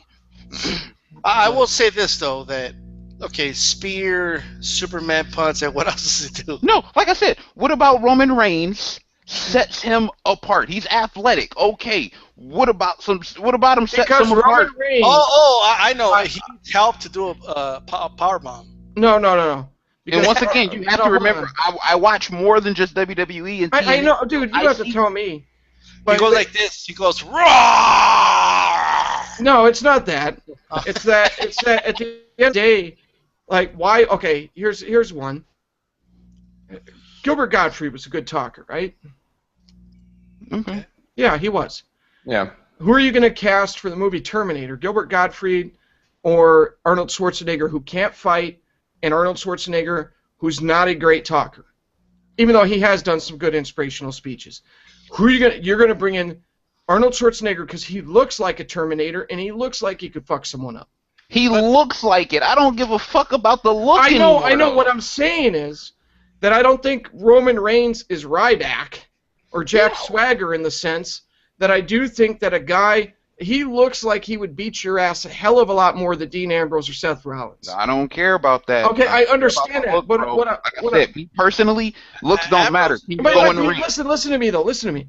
Let me make my point. My point is that if this leads to a match with Triple H at SummerSlam, I think he can learn a lot from Triple H in that match. Because the one thing that we both agree on, you used to like Triple H, I never did, but we both agree that Triple H's ring psychology and ability to sell and all of his matches are slow-paced, right? Yeah. I think coming out of that match, Roman Reigns will be a much better worker for it.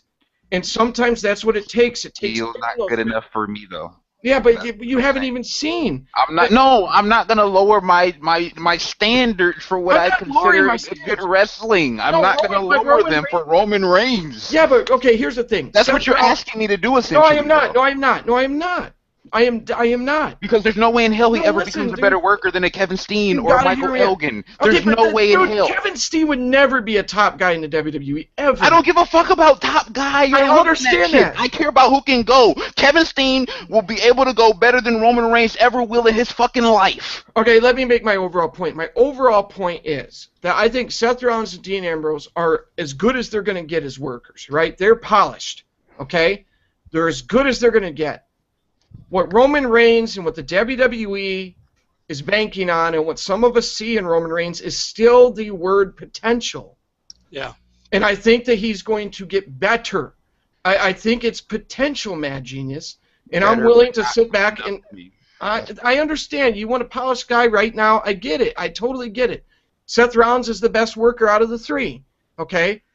And Dean Ambrose is no slouch. But right now, Roman Reigns has got the highest peak value out of the three if you can get him to work those 15-minute matches, 20-minute matches. He's valued in what terms?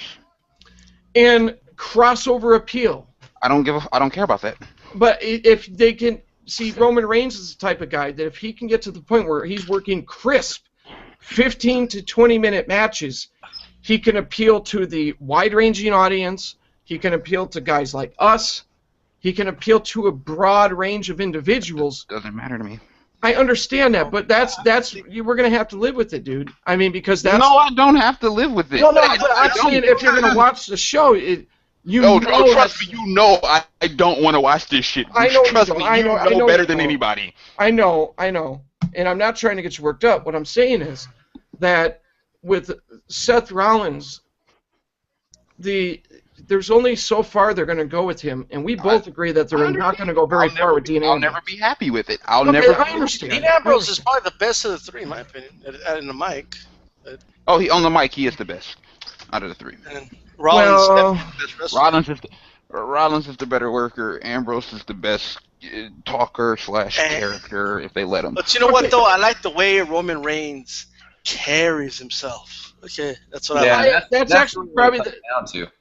no, and no pun intended. That's actually probably his best trait right now.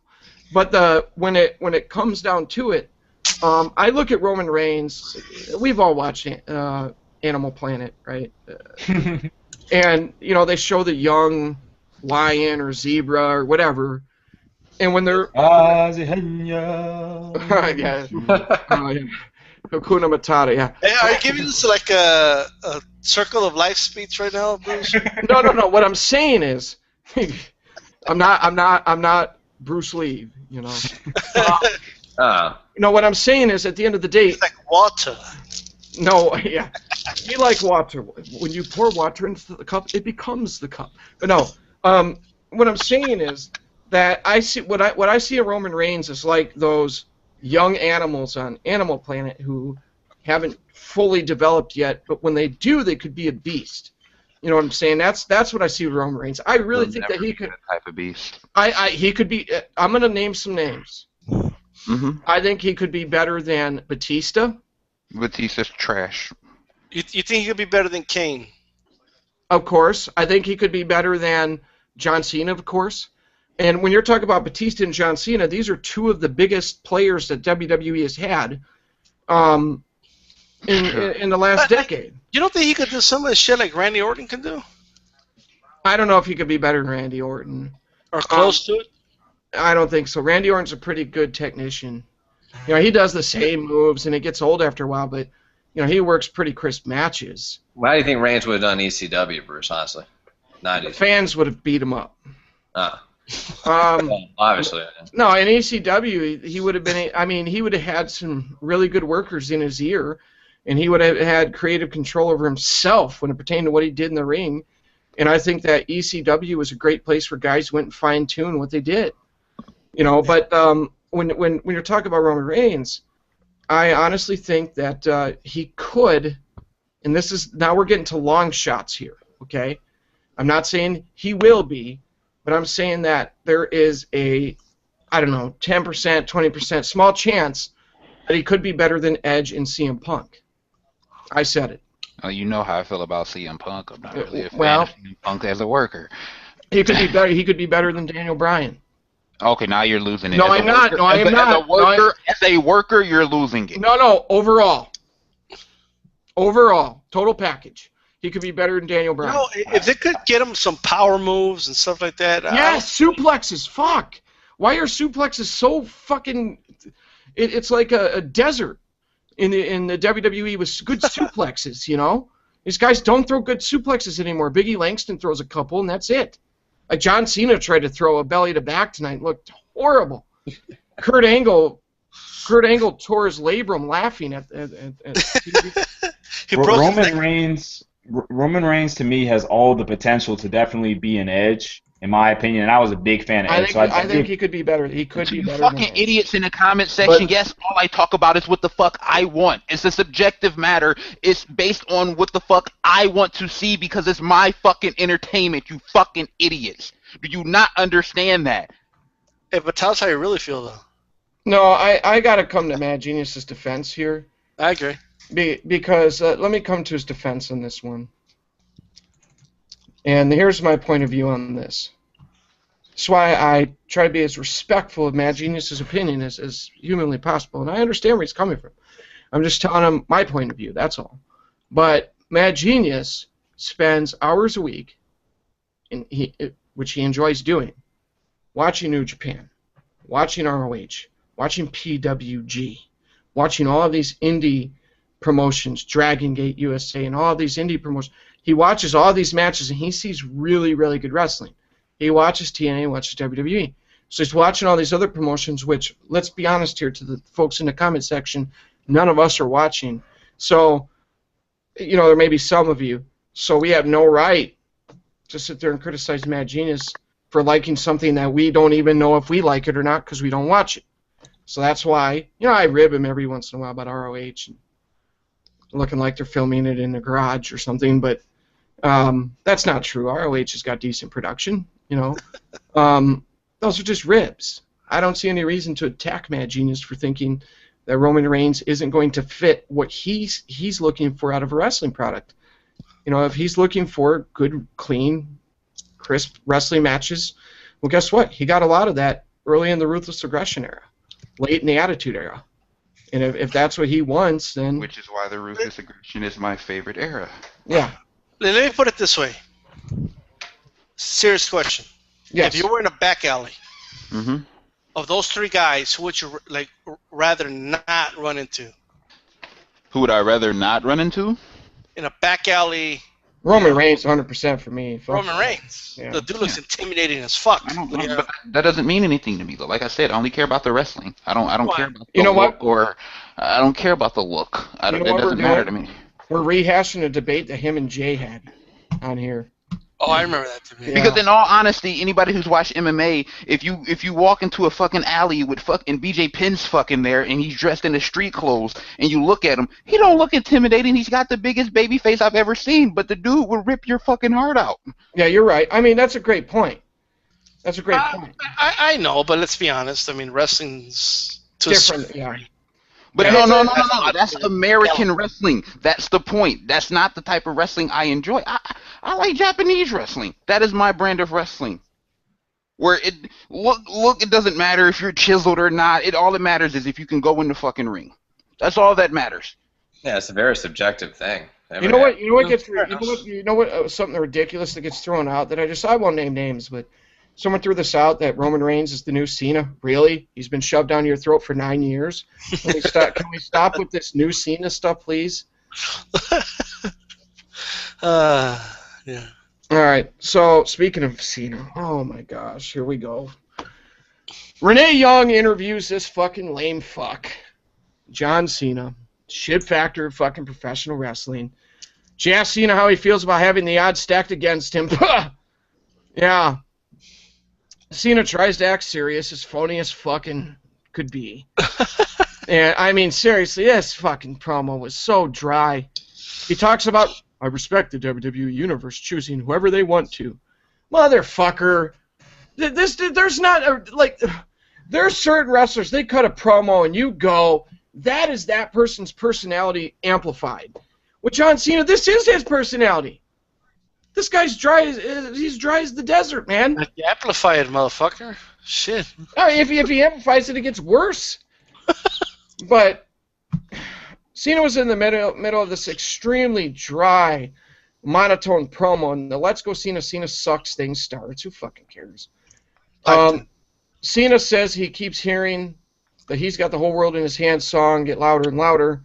He knows what's going on. Tonight, my objective is to survive, but Extreme Rules, it'll be even odds. Because Bray can come at me, but he won't put me down. Yeah, this promo was so fucking boring and uncharismatic. I mean, my gosh, this guy is terrible.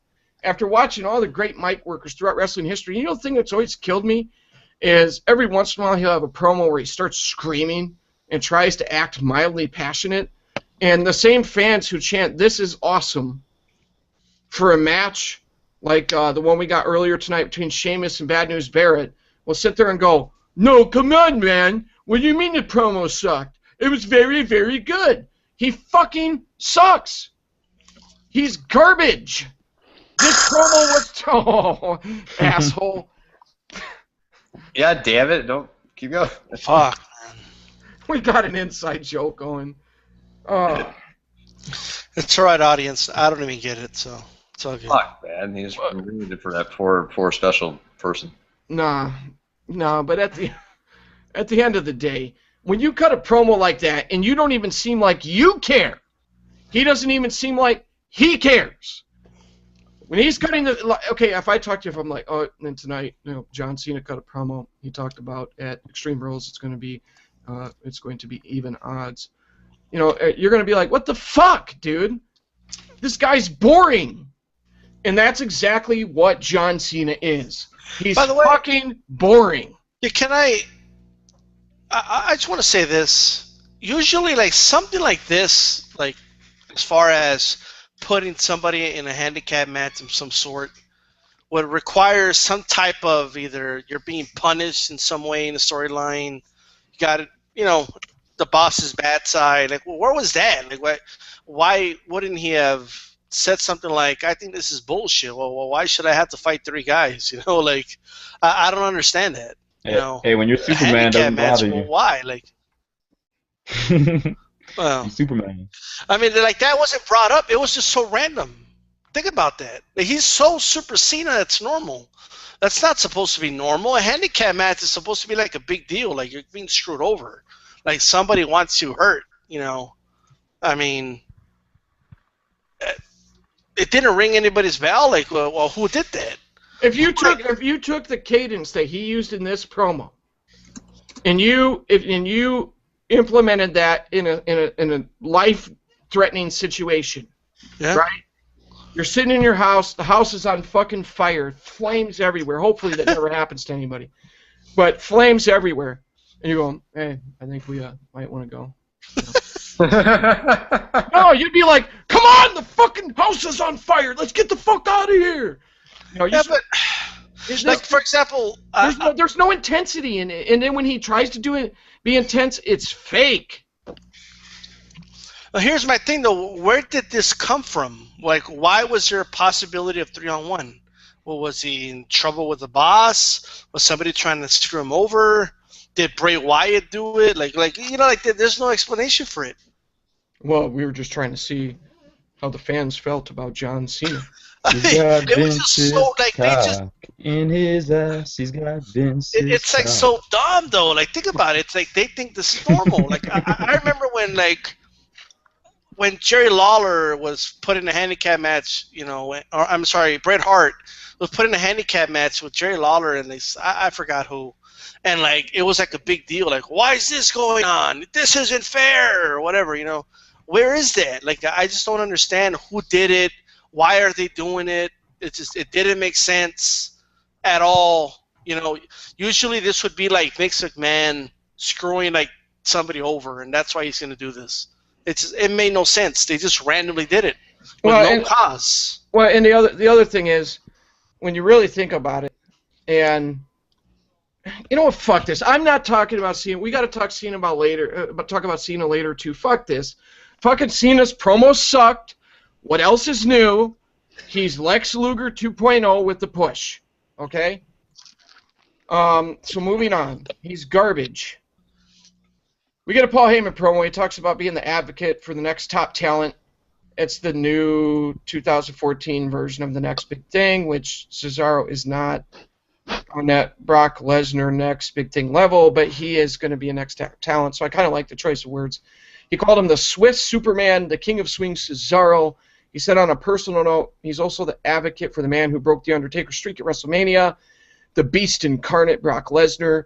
He continued to talk, but all of a sudden he was like, and they went to commercial. And I'm like, what? Someone missed a cue. Oh, so well, that was horrible fucking timing to go to commercial. It was, and you know what I think it was? Is Paul Heyman got a bad cue, and he wasn't supposed to start talking again till the commercial, and they were going to air that on the app. That would be my guess. It was a production mistake. Yeah, which none of us have downloaded, but... So anyway, after the commercial, Heyman's still talking about, Lesnar breaking the streak. He says, "My client Brock Lesnar conquered the Undertaker's undefeated streak at WrestleMania." He said it over and over and over again, and RVD's music hits. Okay. So I thought of Lesnar's music for the first half a second though. I'm not gonna lie. Wouldn't it have been a change of pace if Lesnar came out and F5'd him? But I'm tired of you saying that shit. Yeah, you're done. So RVD versus Cesaro, Paul Heyman, another number one contenders match or tournament match for the WWE Intercontinental Championship. Mad Genius and I have talked a lot about how RVD's matches the past few years have been sloppy. For those of you who didn't watch RVD and TNA, bad. Like he had some really, really bad matches. And RVD's my favorite wrestler of all time. So he had that match with Jericho on Raw, right? Jericho. Yeah, and he had a couple other good matches. But tonight, the very beginning of this match was extremely sloppy. They actually had two parts right at the beginning where they had to stop in the middle of the ring because either guy knew what was coming. I know that RVD is a guy that I've heard him talk about calling out spots in the ring in the past, and he doesn't necessarily like doing that. He'd rather just kind of see what's coming and react, and that would probably cause something like that. But they never got on the same page at the beginning of the match. After the commercial, it got better, but they never really got on the same page in the sense that it was crisp in ring work. Cesaro RVD is okay, I guess. Cesaro set up the Cesaro swing on RVD, and Jack Swagger comes out to distract Cesaro. RVD ate a forearm from Cesaro as he came off the top rope to the floor. Cesaro puts RVD back in the ring. Swagger pushes Cesaro into the corner post, and Cesaro took the count out, and RVD advances to face Wade Barrett. Which, does anyone actually think RVD is going to go over in that match? No. Nope. I got some bad news for you. Yeah. Yeah, but at the end of the day, tonight they showed how seriously they're taking RVD.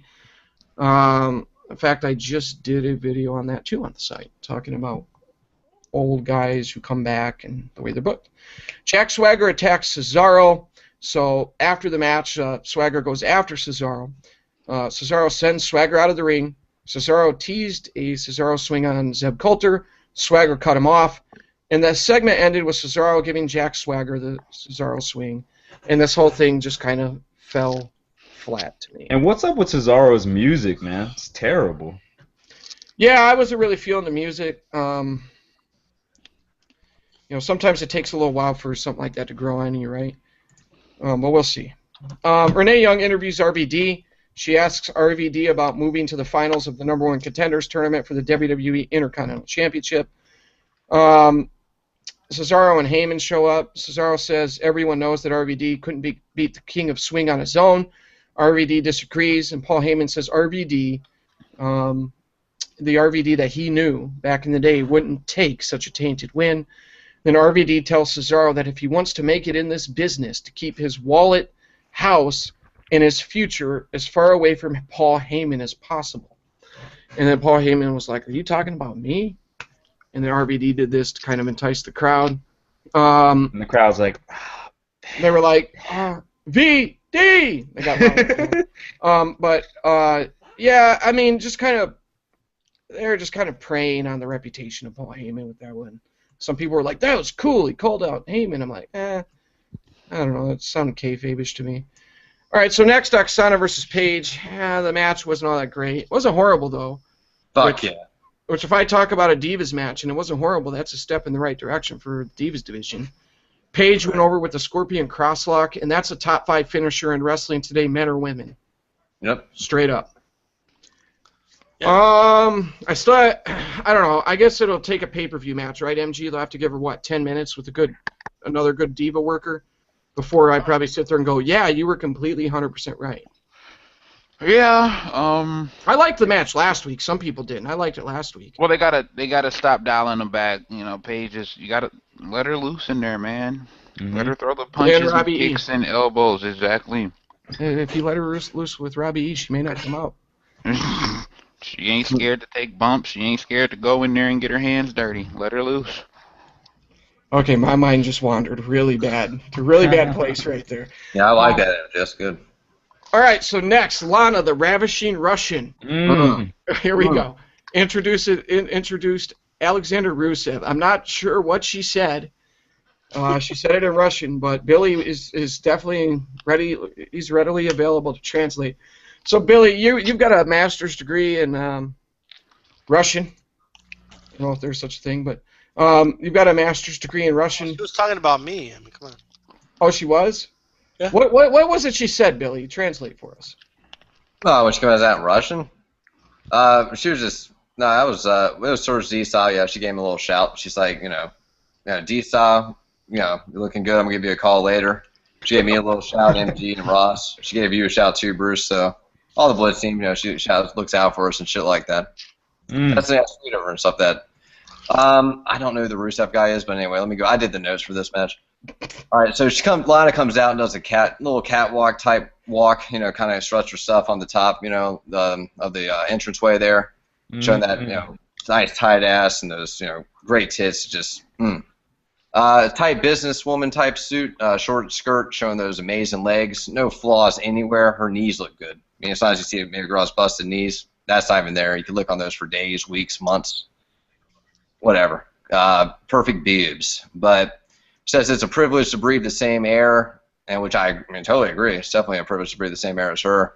Talks about witnessing greatness or some shit, which, yeah, that's obviously what we're witnessing there with her. Flawless walk to the ring. Really good presence as she's coming down. I mean, I've seen a lot of models my day on the catwalk and stuff like that. She outdoes them all. The camera cuts away a few times, so we're looking at about 75 to 100 steps for her to get to the ring. That was my count. I'm sorry, guys, I can't get that more accurate, but they cut away so much. I don't know what the camera work is there, but she gets there, she stands outside the ring, and then she's smiling, which in turn makes me smile. She has a nice smile on her face. I think makes all the boys here smile. Kind of tilts her head down and nods here and there, which is really hot. Just kind of like showing like some kind of whatever's going on in the ring. Hormones, I don't know. definitely some hormones, yeah. Well, yeah, of course. She moves her hands to her hips and extends that tight ass and body a little bit just to show, strutting herself some more. They cut, camera real closer on that. I was on the verge of exploding in my pants. I want to marry her like right now. I want to marry her now, but I'm getting off track. She moves her hands off her hips and just stands normally for a bit. And then she gets an angry look on her face, which started to turn me on hardcore. I kind of like that. Then she kind of sucks on her bottom lip a tinge. If you notice that, really a little subtle, like sucks on her bottom lip. Then she goes back to smiling again, and then all of a sudden she says, "Crash!" and grasps her hand tightly. Really awesome way she grasps her hand. Really just, you can see a little, definition there in her wrist. She obviously had the business suit on, but it looked good. I wish she grasped my balls or cock with that. After that, I guess the She'd rip it off. Shit. Oh, I would think about it for a couple seconds, but then you want to have a cock or ball. She walks up the steps stunningly as well. Obviously, that ass is just like just protruding out so fucking well. She raises her hand and presents something to her left. I didn't see what she was presenting. Might have been the wrestler. And a wrestler seemed to roll underneath of her, so she had to actually step over that wrestler, which she kind of looked upset. And I'm thinking maybe that wrestler was trying to sneak a peek, because I guess that one was going out the ring, so I can't blame the wrestler. But Lana may be upset. Just want to point that out. 5 out of 5 stars on this, though. Amazing performance by her. Sorry, guys, I can take more detail on this. I do this in a hurry. Panty color guess is white lace, bra. Probably the same. I'm going to go with a white lace, although it's hard to even see. She has to be wearing a bra, so titties are pushing up. And I'm just going to say, I wish her period blood was on my pancakes in the morning. Every time she was on her period, I would be eating really good. By the way, St. Carl's a crafty dude, man. He didn't move until she walked towards him. Yeah. Oh, that was who it was? Okay. All right. He got an upstairs for sure. He probably had a cell phone with him, too. Oh, I hope so. Shit. Our new weekly segment, Billy critiques Lana. I'm doing it every week. I'm gonna have nasty jokes every week too. All right, sounds good. This match between Sin Cara and Alexander Rusev wasn't very crisp, wasn't very exciting. Rusev went over with the camel clutch, aka the accolade. Who cares? All right, so next we got the toilet seat. I think Billy about summed it up. I think at this point Lana's going to be what people look forward to more than Rusev's matches. So Carl was like, I ain't moving right now. All of a sudden you see Sin Cara. All of a sudden you see Sin Cara run over to JBL, take his hat and cover his crotch region. Like, oh! Give me a minute. All right, so anyway, we got a believe in yet. He says the will to win is nothing without the will to prepare. If you fail to prepare, you prepare to fail. Be prepared so when your moment of inspiration arrives, it won't catch you by surprise. You just have to believe. Right. Sounds like a John Cena promo. Actually, John Cena's not that good of an orator, but all right, so we get to the main event. Here we fucking go. So far, my summary of the show is shit. Garbage. Fucking boring. So then, to make matters worse, here's John Cena back in the fucking main event again. So we went from shit to diarrhea, people. Well, yeah, I would say that it's like finding out that you had $3,000 in unpaid bills, and then the next thing you find out is that you owe the IRS $150,000 or something. Like, that's the difference between how bad that was and how bad this was. Because the rest of the show, it's like, okay, you can't expect the show to be a home run every week, right? But it was a really boring show to this point. Even the Shield and Evolution interaction was kind of like, they didn't even fight with each other or nothing, you know. And by the way, for the record, everything happened in the ring, except for a couple Renee Young promos. There was no fighting in the parking lot. There was no fighting backstage. You don't get any car chase scenes or, you know, something wild. Nobody went to nobody's house and they had a gun at the house like Brian Pillman. You know, like, think about the show. It's supposed to be entertainment. They pride themselves on being entertaining. They want to separate themselves from being considered a wrestling company. Yet you get the same thing every week. In-ring promo, in-ring match. In-ring promo, in-ring match. Backstage interview with Renee Young, in-ring match. In-ring promo, in-ring match. Backstage with Renee Young, match, promo, match. You forgot WWE Network. I've got the network. I'm thinking about doing. I shouldn't put this out there because people are gonna end up holding me to it. I'm thinking about doing because I watched the first episode of Legends House, and I'm thinking about doing Legends House and SmackDown reviews on the website. It's so hard for to get that out.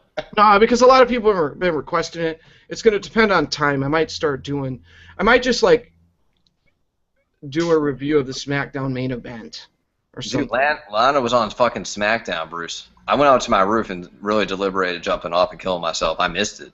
I'm watching SmackDown every week, bro. All right. Well, yeah, maybe I'll have someone to do the reviews with me on the site. But Now, James, give me any creepy bastard chance at all. I don't know. I am going to do a review on Legends House. Sounds like Billy wants a Lana channel on the WWE Network. I wish they had more original stuff on there. That's all. It's just kind of. I mean, and it was really disappointing to go back watch ECW and you don't have any of the real songs, and WCW and songs are gone, and Elevator. How are they doing it with Sandman? Because he would like. It's just elevator music as he comes to the ring. And the people are like singing to elevator music. You can't. They got some pretty good audio tech guys. You know, you can't really catch it. Like RVD's coming to the ring, you see people doing Pantera walk verbally with their mouths, and all you hear is fucking elevator music. So, pretty disappointing there. I'm glad I recorded a lot of those ECW pay-per-views on VHS. Just gonna have to convert them all to DVD at this point. But so yeah. Next up. Where did my notes go?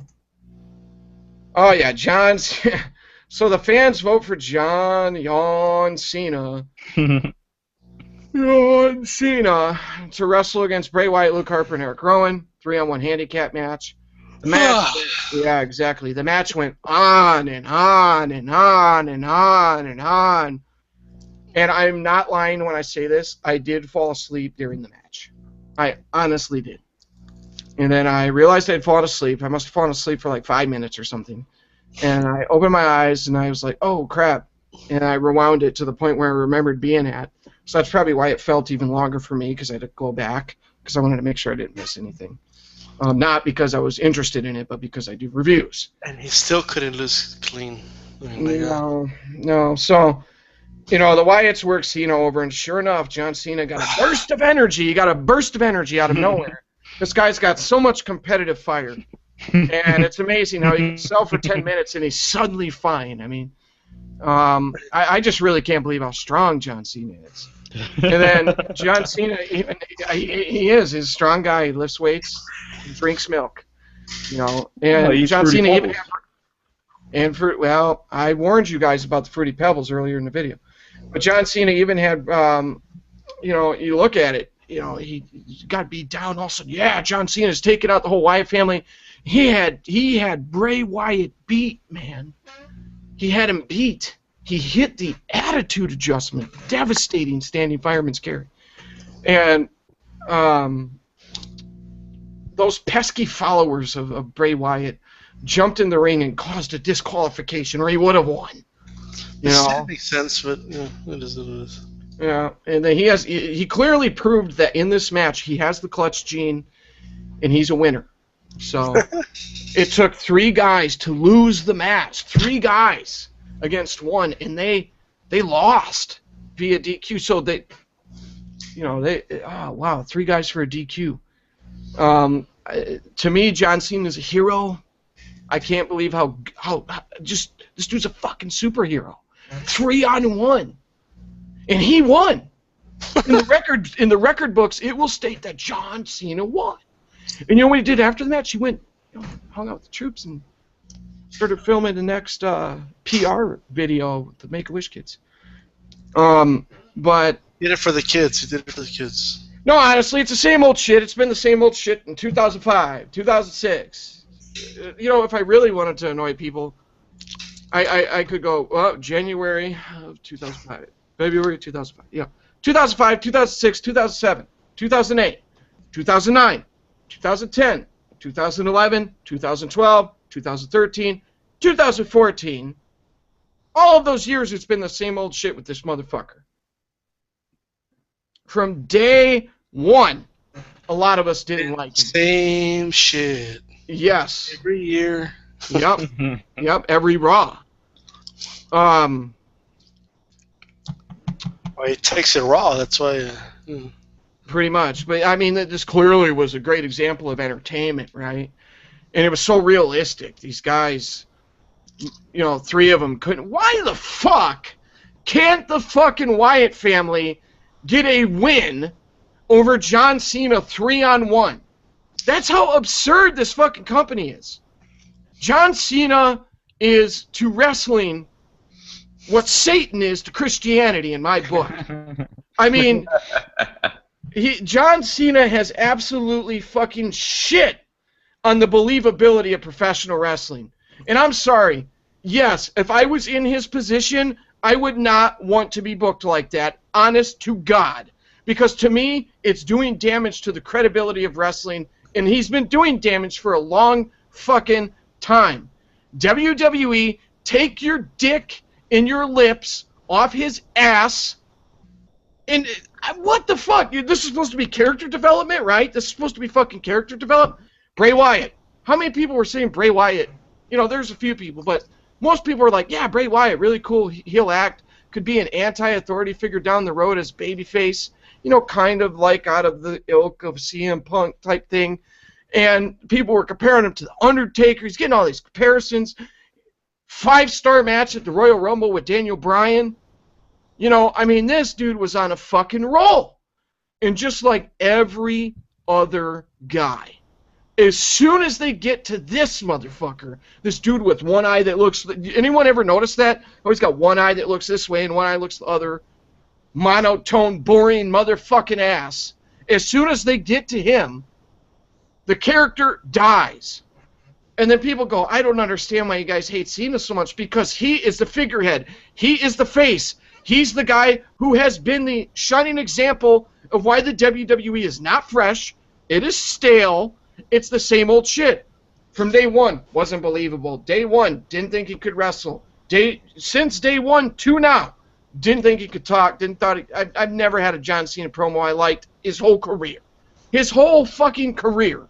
Of course, I can't find a Lex Luger one or Bob Backlund one either, but there's guys that I just don't like their style. And he is one of them.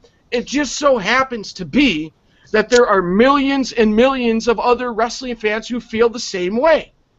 But yet they continue to shove them down your throat. Think of a food that you don't like.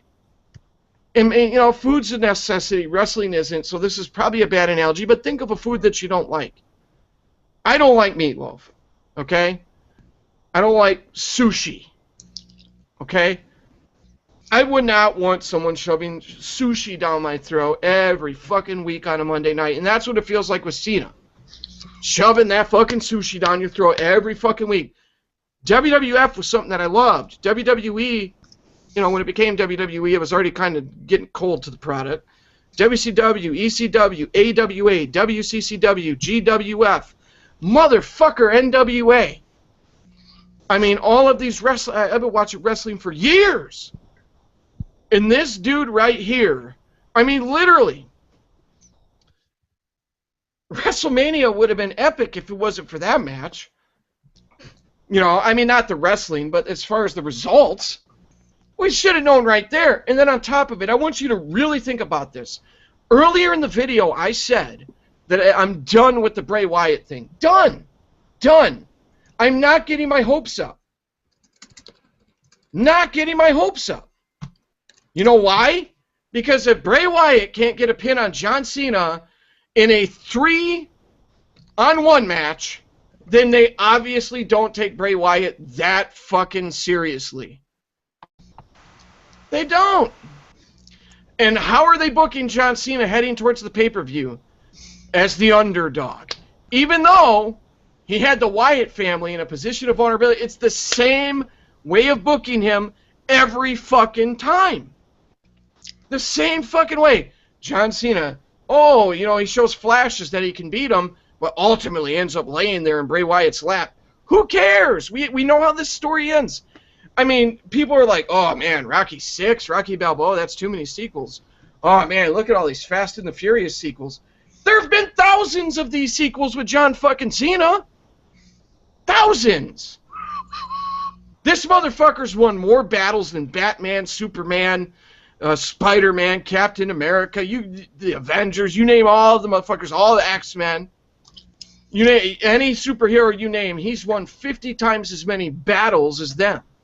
Literally. Just in a literal sense. Look at all the different battles he's had throughout his career, and then look at the battles that these individuals have had in movies. I mean, of course, movies come around a lot less often, but you know what I'm saying. Like, think about that for a minute. Hulk Hogan, who did he vanquish? That's a pretty short list. Bret Hart, who did he vanquish? Pretty short list. Stone Cold, pretty short list.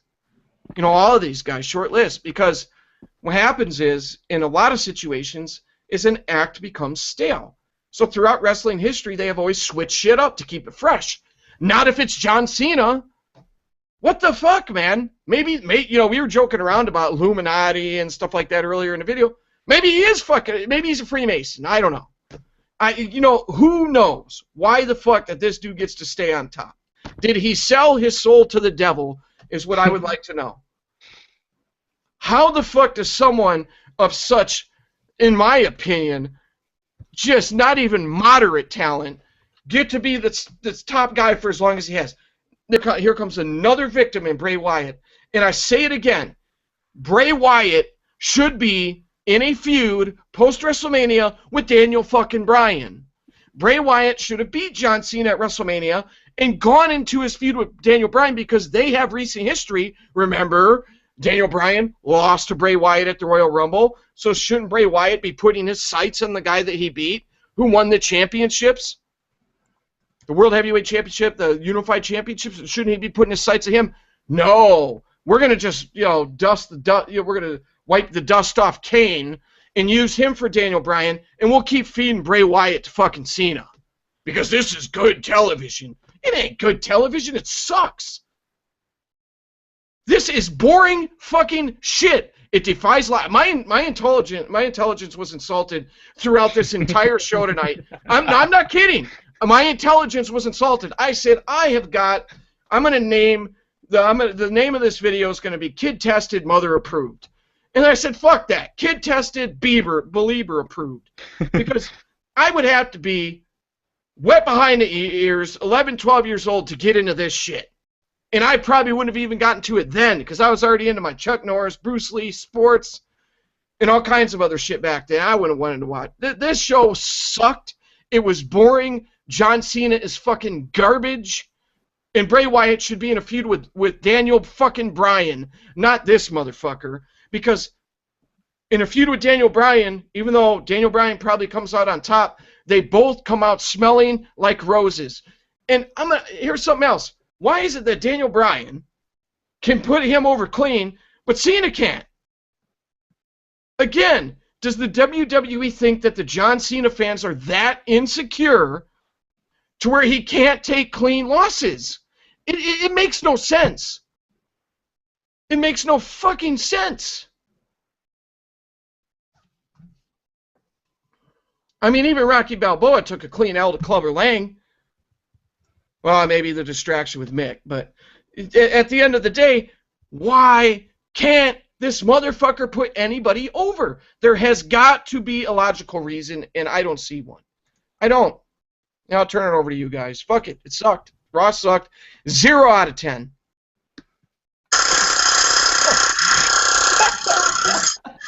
Put the vibrator away. Put the vibrator away.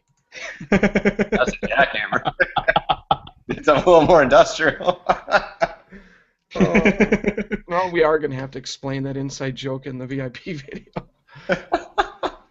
All right, you guys have at it. I'm done, and then we'll wrap it up.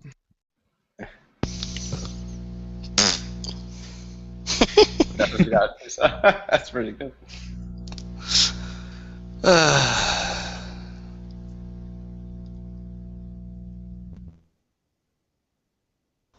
Mad Genius, you there?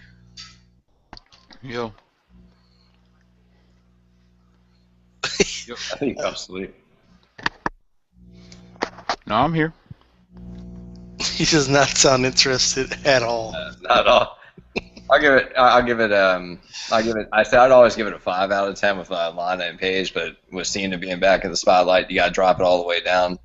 So 2 out of 10, one for Lana, 1 for Paige, and all the rest of the shows, all of it was fucking trash. Besides maybe a couple Heyman things. So yeah, who cares? Whatever. I agree, and I'm giving this show 3 separate ratings. I'm not even gonna do it to Lana and Paige like that. We're going 3 separate ratings, okay? Paige, Paige, absolute 10 out of 10. Lana, absolute 10 out of 10. Raw, 0 out of 10. Okay, that's my rating for this show. I like that one. That's the official rating right there. Yep.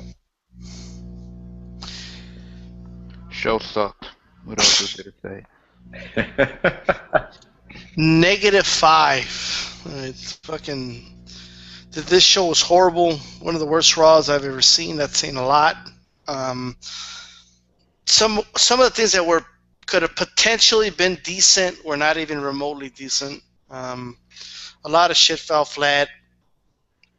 Why is Cena facing 3 guys and winning? And I know it was disqualification or whatever, but the fact that he cannot lose clean against 3 guys, that is astonishing to me.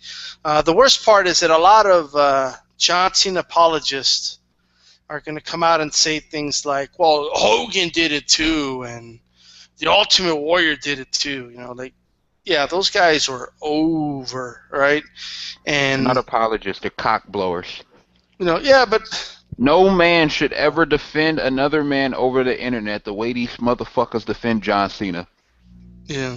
You would have swore John Cena was right there with their balls in their face as they was typing that shit. So in conclusion, guys, John Cena # sniffs dicks. And Billy, can we get the jackhammer factor going? I have a feeling that they're trying something, to be honest with you. But I honestly think that, my belief anyway, is that they want to see what the ratings are. I think they want to see how John Cena did in the main event. And if the ratings were high, they're going to keep him on top. That's just the way. That's what they're going to do.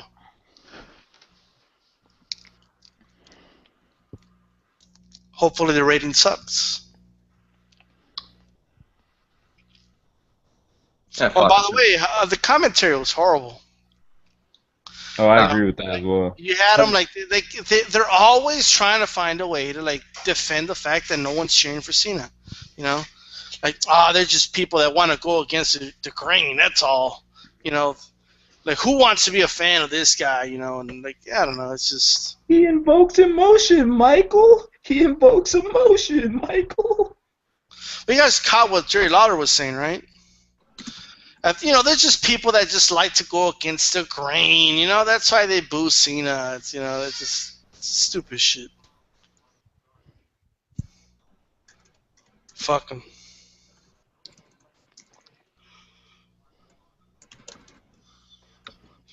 Fuck him. Fuck this Come on, shit. put it in the shoppers. Let's go. All right, he's away. I honestly don't know what else to say about the show. All right, since the Raw invoked such a discussion here at the end, I'll go ahead and end it. I'm sitting there, I'm listening, I'm like, Well, nobody wants to talk. Okay. well, one last thing I'll say though, it's like, dude, like that song, it wasn't working out. Like, let it go. All right, like he wanted the whole arena to sing along. It didn't work. No. It didn't work, man. Let it go. Just let it go. Wrong He's a arena. shit factor. Bucket head. He's Yes, a it's shit shit factor. And the last thing I want you to ask yourselves is, was the show exciting in any way? No. 0 out of 10. You can subscribe to Billy Scatterjagged on YouTube. It's his YouTube channel. You can follow him on Twitter at BillyRayMJ. D-Style Boxing, you can find him, D-Style Boxing on YouTube and Twitter. Ross, Joker Boxing 44 on YouTube, Joker Boxing News on Twitter. Hot picks of Lana there. Hot picks of Lana. If I'm lying, I'm frying. All right. And Mad Genius, Virtuoso Sports on YouTube and Twitter. You can find us on BlitzSportsNetwork.com a little bit later. Going to do a Raw VIP overtime video. I got a couple funny topics. Carry yourself. Yes, sir. And we will explain what that is, kind of, in code. So please subscribe to the channel. Thank you to all of you who already have. Like the video below. We always appreciate that. BlitzSportsNetwork.com for hundreds of pro wrestling topic VIP videos. Recorded some more today I'm going to be posting. And I'm working on an Undertaker career article, which is very involved. It's going to be long as heck, going from the beginning of his career to end. And then after that is HBK, Triple H, and then I'm going to go through every ECW pay-per-view. It's going to be fun. So visit my channel for my other videos on the NFL, NBA. We're covering every game just like last year, just like every other year. Do you go behind the scenes with HBK? Or? No, I don't want those camera shots. But NFL, I don't want any of those shots. Yeah, NFL, NBA, MMA, boxing, and pro wrestling videos on my channel. And with that being said, we're going to get going. Thanks to each and every one of you who tuned in this week. Tried to make this entertaining for you, even though Raw was really, really fucking boring. So Damn right. This review, 10 out of 10. If you don't think so, fuck you. But Thursday night, TNA Impact review. Next Monday, another Raw review. And then wrestling videos all throughout the week on the website on all kinds of wrestling topics. So Sacrifice is on Sunday. Oh, Sacrifice is Sunday. That's right. Sacrifice preview and pay-per-view review. That's right. We might actually get some good wrestling. Congrats to Misa Tate, too, man. She won her fight Saturday, and she's got a cold, so. I actually watched that fight. Dude, she was choking on that girl, man. I thought she had her choked out. She got a little cold, though, so send her a tweet and tell her to get well soon. Well, I'll leave that to you guys. But All right. All right, sounds good. So anyway, we're going to get going. Again, another thank you for watching, and thank you for subscribing, and BlitzSportsNetwork.com. We're out.